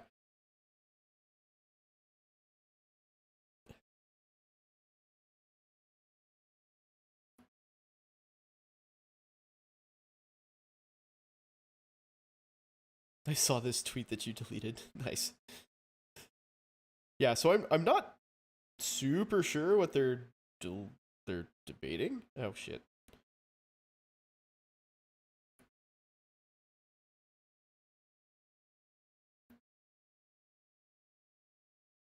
Yeah, I'm happy to come on and have a meaningful discussion. I respect you and respect your show, and I don't want an adversarial relationship. I think we can make some progress. Okay, so maybe we should read the Vice article. Does anybody have that by chance?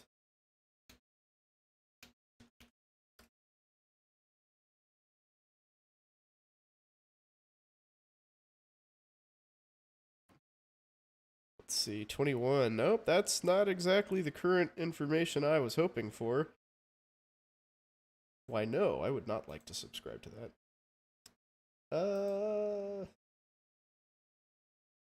Well, that's more recent. Still not useful.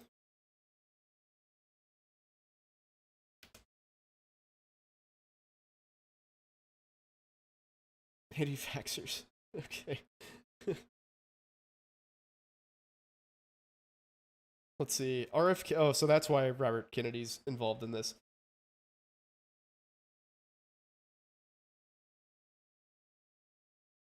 It says the CIA assassinated him. Great. That's fantastic. Oh, he's claiming that. Yeah, so why are we getting our science news from politicians? I mean, that's the first problem here.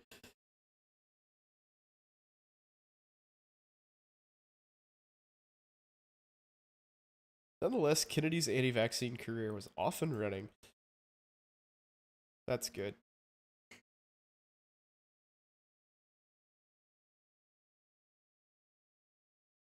Yeah, so, I mean, I'm just scanning this, but like exactly what I said. Why are we listening to politicians about our healthcare? It's the same problem that we had all throughout the pandemic, basically. It's vogue to think science is punk. Yeah, absolutely is. That is absolutely the party line, right? I would say that Donald Trump had a lot to do with that. Unfortunately, vaccines were pushed because big pharma pushed them for dollars. Yeah, I mean, well, that's absolutely true, though, right? Like, it's totally true. There was a huge race to get the, be the first one to market with a vaccine. Like, Pfizer was like, fuck yeah, and they have, like, I've forgotten how much their contract with the government was worth. It was like $60 billion or something. Some insane amount of money. But at the same time, like, they had to make a product that works and is effective, or they were screwed. So, but yeah, clearly they have a monetary incentive to make sure everybody gets vaccinated. But, like, they also earn a whole bunch of social capital from that too. Because clearly people don't really think that big pharmaceutical companies are the most reputable folks, because they're not. They're some of the biggest, like, offenders on all fronts. All the, like, shady shit they do to make people, pay more money for medicines is just absolutely unconscionable.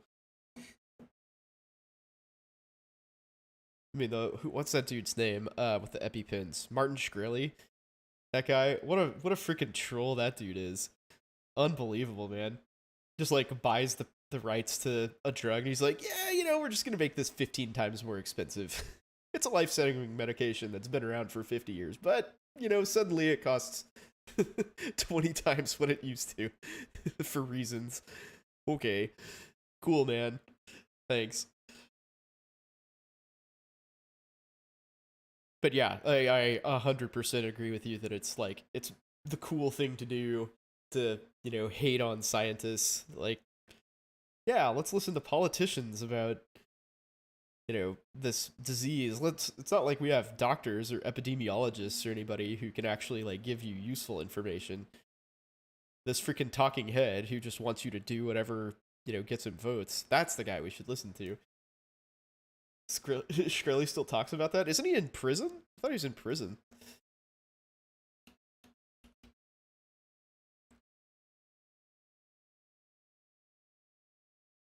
He's out now. Okay. Yeah, I guess that was a while ago.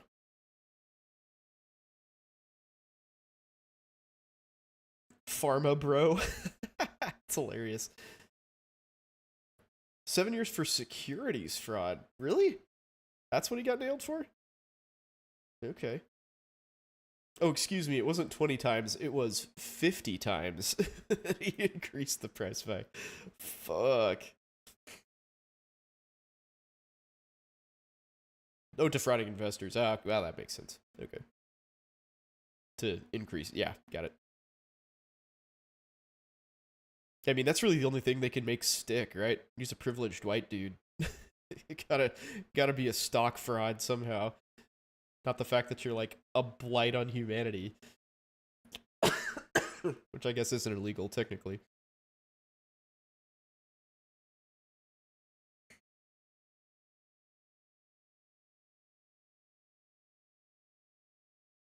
Touring Pharmaceuticals. Yeah, man, that's a huge-ass company. You take it, you're cured. The end of the course, it costs us like $50,000. Jesus.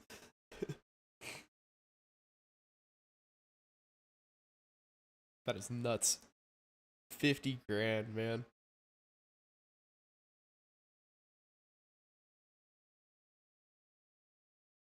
Yeah, some of the new medications that are they're like recombinant antibodies, they call them, are just so insanely expensive. Even though that's like speaking of the vogue thing to do, that's like the popular, high yield area of pharmaceutical research these days, it seems like. They're just cranking this shit out. The technology's getting way, way better, but they're still like, you know, like, we already developed this, but we're still going to charge you $3,000 per month for it. Compare that to the cost of most other life-saving treatments. It's nothing. Yeah, I mean, that is, like, that's a problem with our healthcare system. For sure. For sure. Yeah, everything's expensive. I do not like it, Sam. I am. I mean, it's kind of crazy, like, what some things cost. Like, I think, like, $70 for emergently intubating somebody. Like, you want to talk about life-saving. Like, if you can't breathe, you need a breathing tube pronto. But yeah, that's worth, like, a unit. So, anesthesia bills by units. So, you know, it's like a time-based thing, but there are certain, like, procedures that it's basically just a unit, and I think a central line is like 3 units or something. But yeah, depending on which insurance it is, you know, it's around $70, something like that. Medicare and Medicaid are like 30 because the government sucks. But yeah, it's nothing compared to like some of these meds. No one got the disease, so only a few hundred a year. Most people are insured. Nobody's ever been able to provide evidence that they were unable to get it. Interesting. So okay, so he said he took all the cash to like R&D something else, basically. But didn't do it. Okay, got it. Cool. Cool, dude. Cool, dude. Well, I guess that's why he spent time in prison. Farmer Broom Hurt and Shkreli lives on $2,500 a month. What?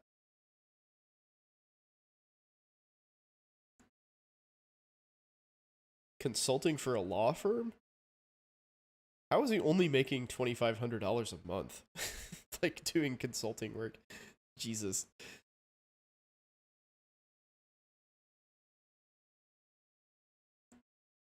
Let's see. He didn't do his community service. That's hilarious. What a piece of shit. I love this guy. Mandatory therapy appointments? Okay. Self-reported struggles with mental health. Yeah, I mean, he's probably a sociopath, right? Most hated man in America. That's pretty hated. There's a lot of really hated people in this country. He took investor money, paid himself, and supposedly spent it on rent. Yeah, I don't think you can do that. You cannot use investor money for personal issues. Multimillionaire adorned his walls with Picasso, drank rare wines. Wow.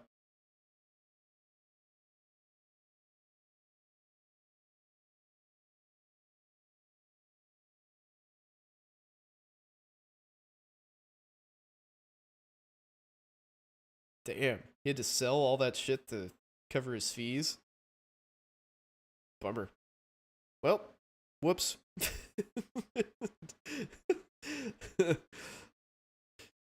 But I think the lesson here is investors are more important than people, because that's clearly true.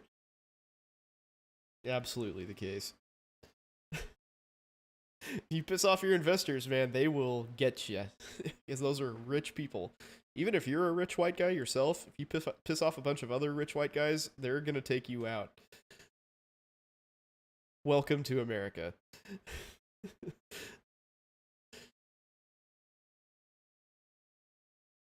So don't do that. Strongly recommend against doing that. Because as I recall, like, he got a ton of bad press at first, but nobody really gave a shit that he was, like, you know, hurting people.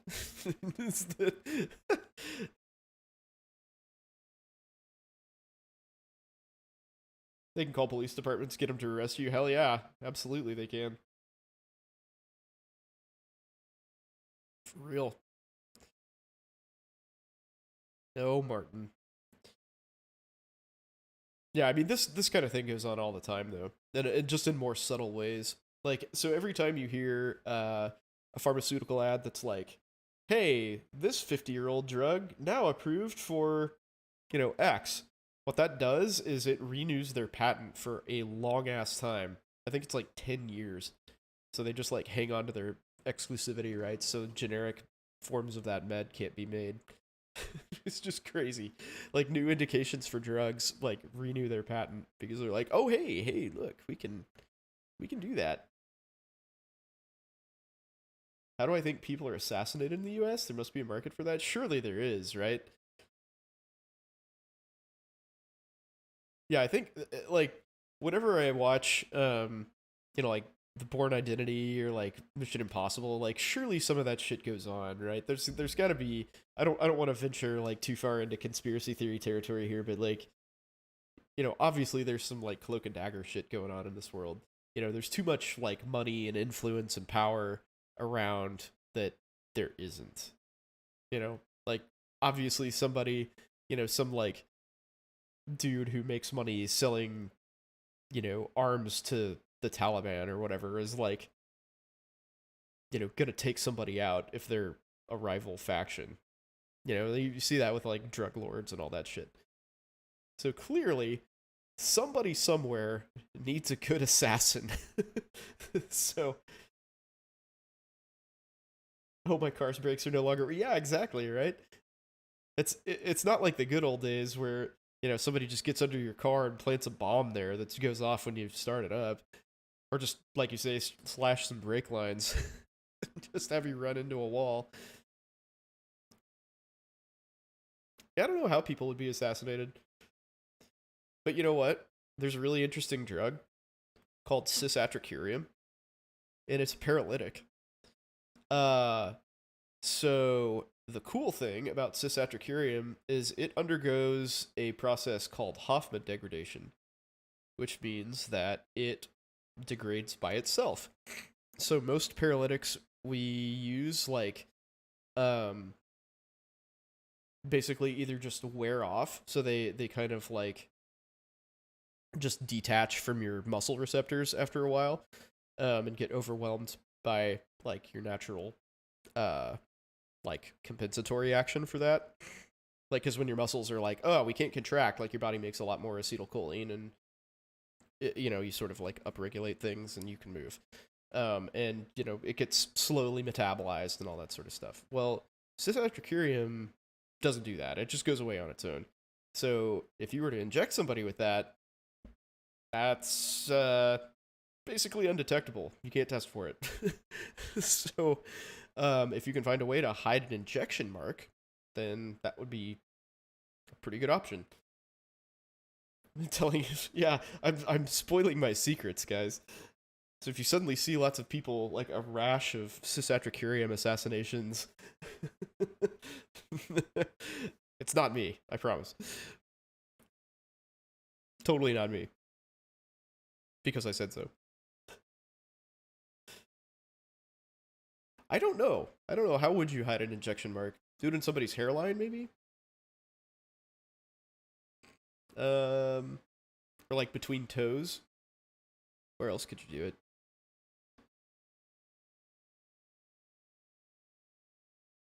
I guess you could like inject it in like somebody's butthole or something. Like, I don't know. I haven't put a lot of thought into that.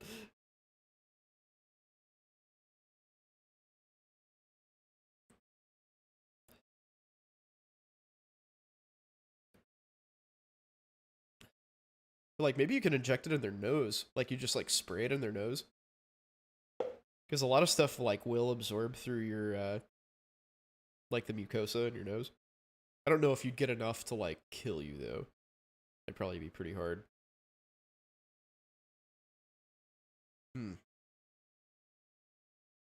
Let's see if you can do that. Oh man, I'm totally gonna have FBI agents knocking at my door. This is just educational, guys. Yes, I did mean that. Let's see. Must include intranasal. Yes.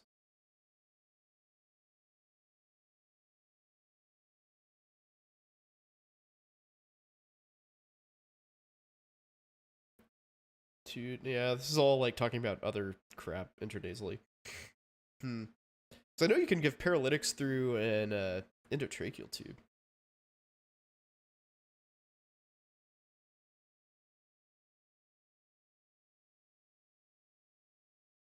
But that would be that would cause some like oral trauma and stuff. So that's not nearly as easy or slick.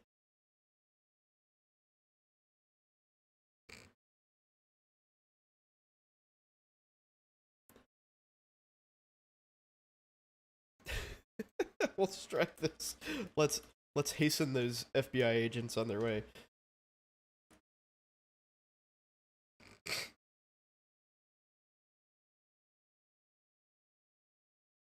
Sublink. Oh, what? Nasonex spray. Nimbex spray. Let's go with the brand name is Nimbex. Let's see. Reversal agent. Yeah. That doesn't tell me. Yeah, I think nobody has been crazy enough to try to give a paralytic in someone's nose, which is, I guess, still sort of surprising because some really fucked up stuff happens in medicine. Like, you would think that at some point somebody would like try to give a med intranasally, and they're like, "Oh shit, that was a paralytic, not what I thought it was," and like do a case study on it. But I guess not.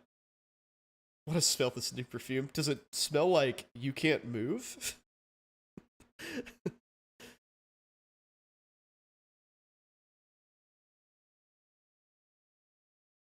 Action plan for AI software. Okay.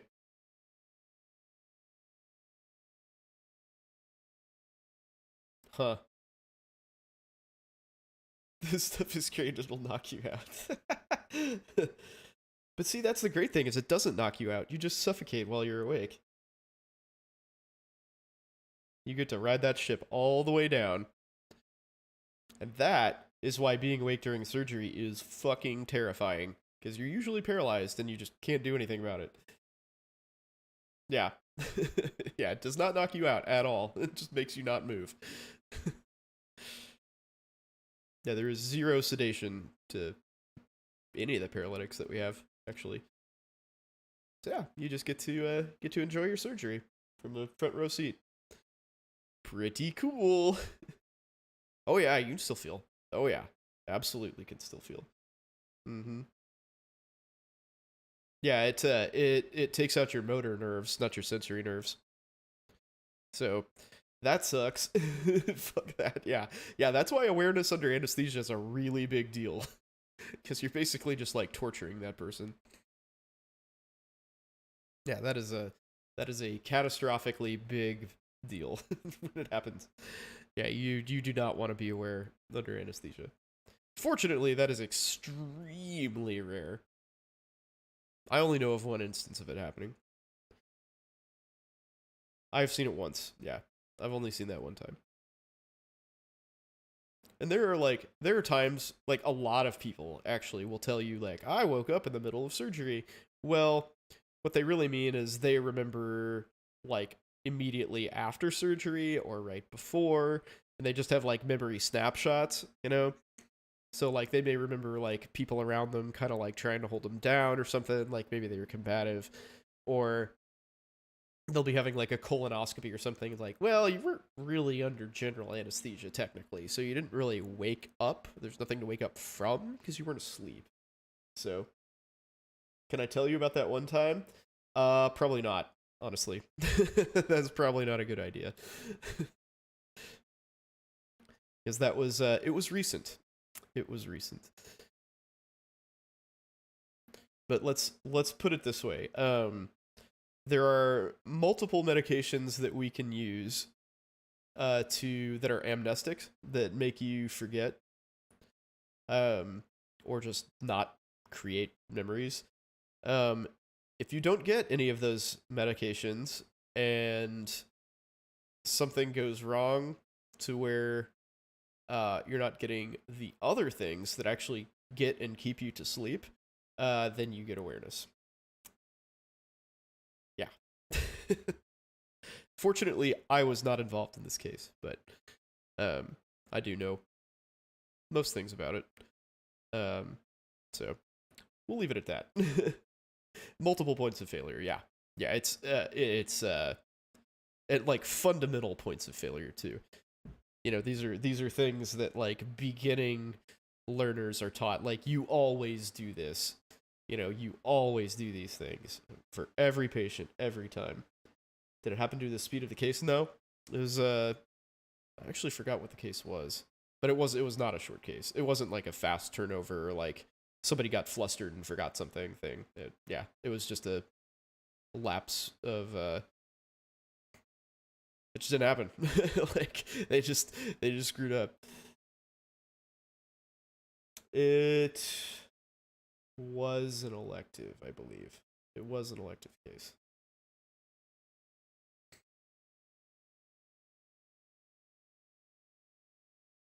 So, yeah, fun. Yeah, but you know what? The as I recall, as I am told, the patient was like okay with it, like, cause they had some pain medicine on board at least, and they were like, yeah, you know, I was awake. And they weren't like super worried about it, so hey, no harm, no foul, I guess. Oh yeah, I mean, like, honestly, even if I was totally okay in a situation like that, I would sue just because I mean, it's like easy money. That's a day one settlement. You know, nobody's gonna take that to court.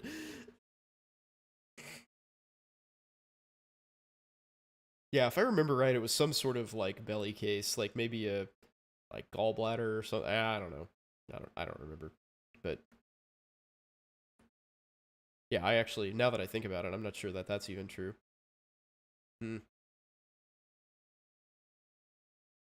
Yeah, I actually don't remember that. I was more focused on the problems at hand. when hearing about it, I was just like, well, it's probably not great.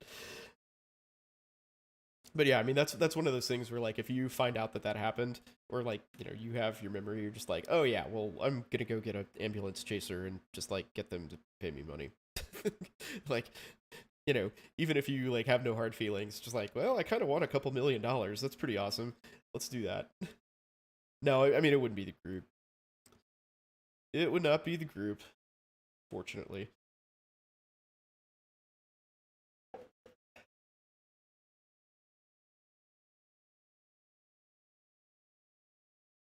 But yeah. So yeah, don't get paralyzed without anything else on board. That's my recommendation. All right, I should go. That's a good dude. I feel great. I feel good to be back streaming. That was fun. That's a good time. Hopefully you guys enjoyed that as well. I will. Oh no, I got cut off. Oh, you bitch. Yeah. So I'll do my best to be back Wednesday. That was fun. Good times. So yeah, I hope you guys enjoyed it. It was great to be back, like I said. So yeah, I'm gonna try to start like making some, you know, traditionally low production value YouTube videos that have some interesting info in them. So don't forget to check that out. And everybody who's not a part of Discord, please join that. Join us. We talk about weird medical random nonsense all the time. It'd be great to have you there. So yeah, I will see you guys Wednesday. Have a great week. Take it easy. Thanks for hanging out.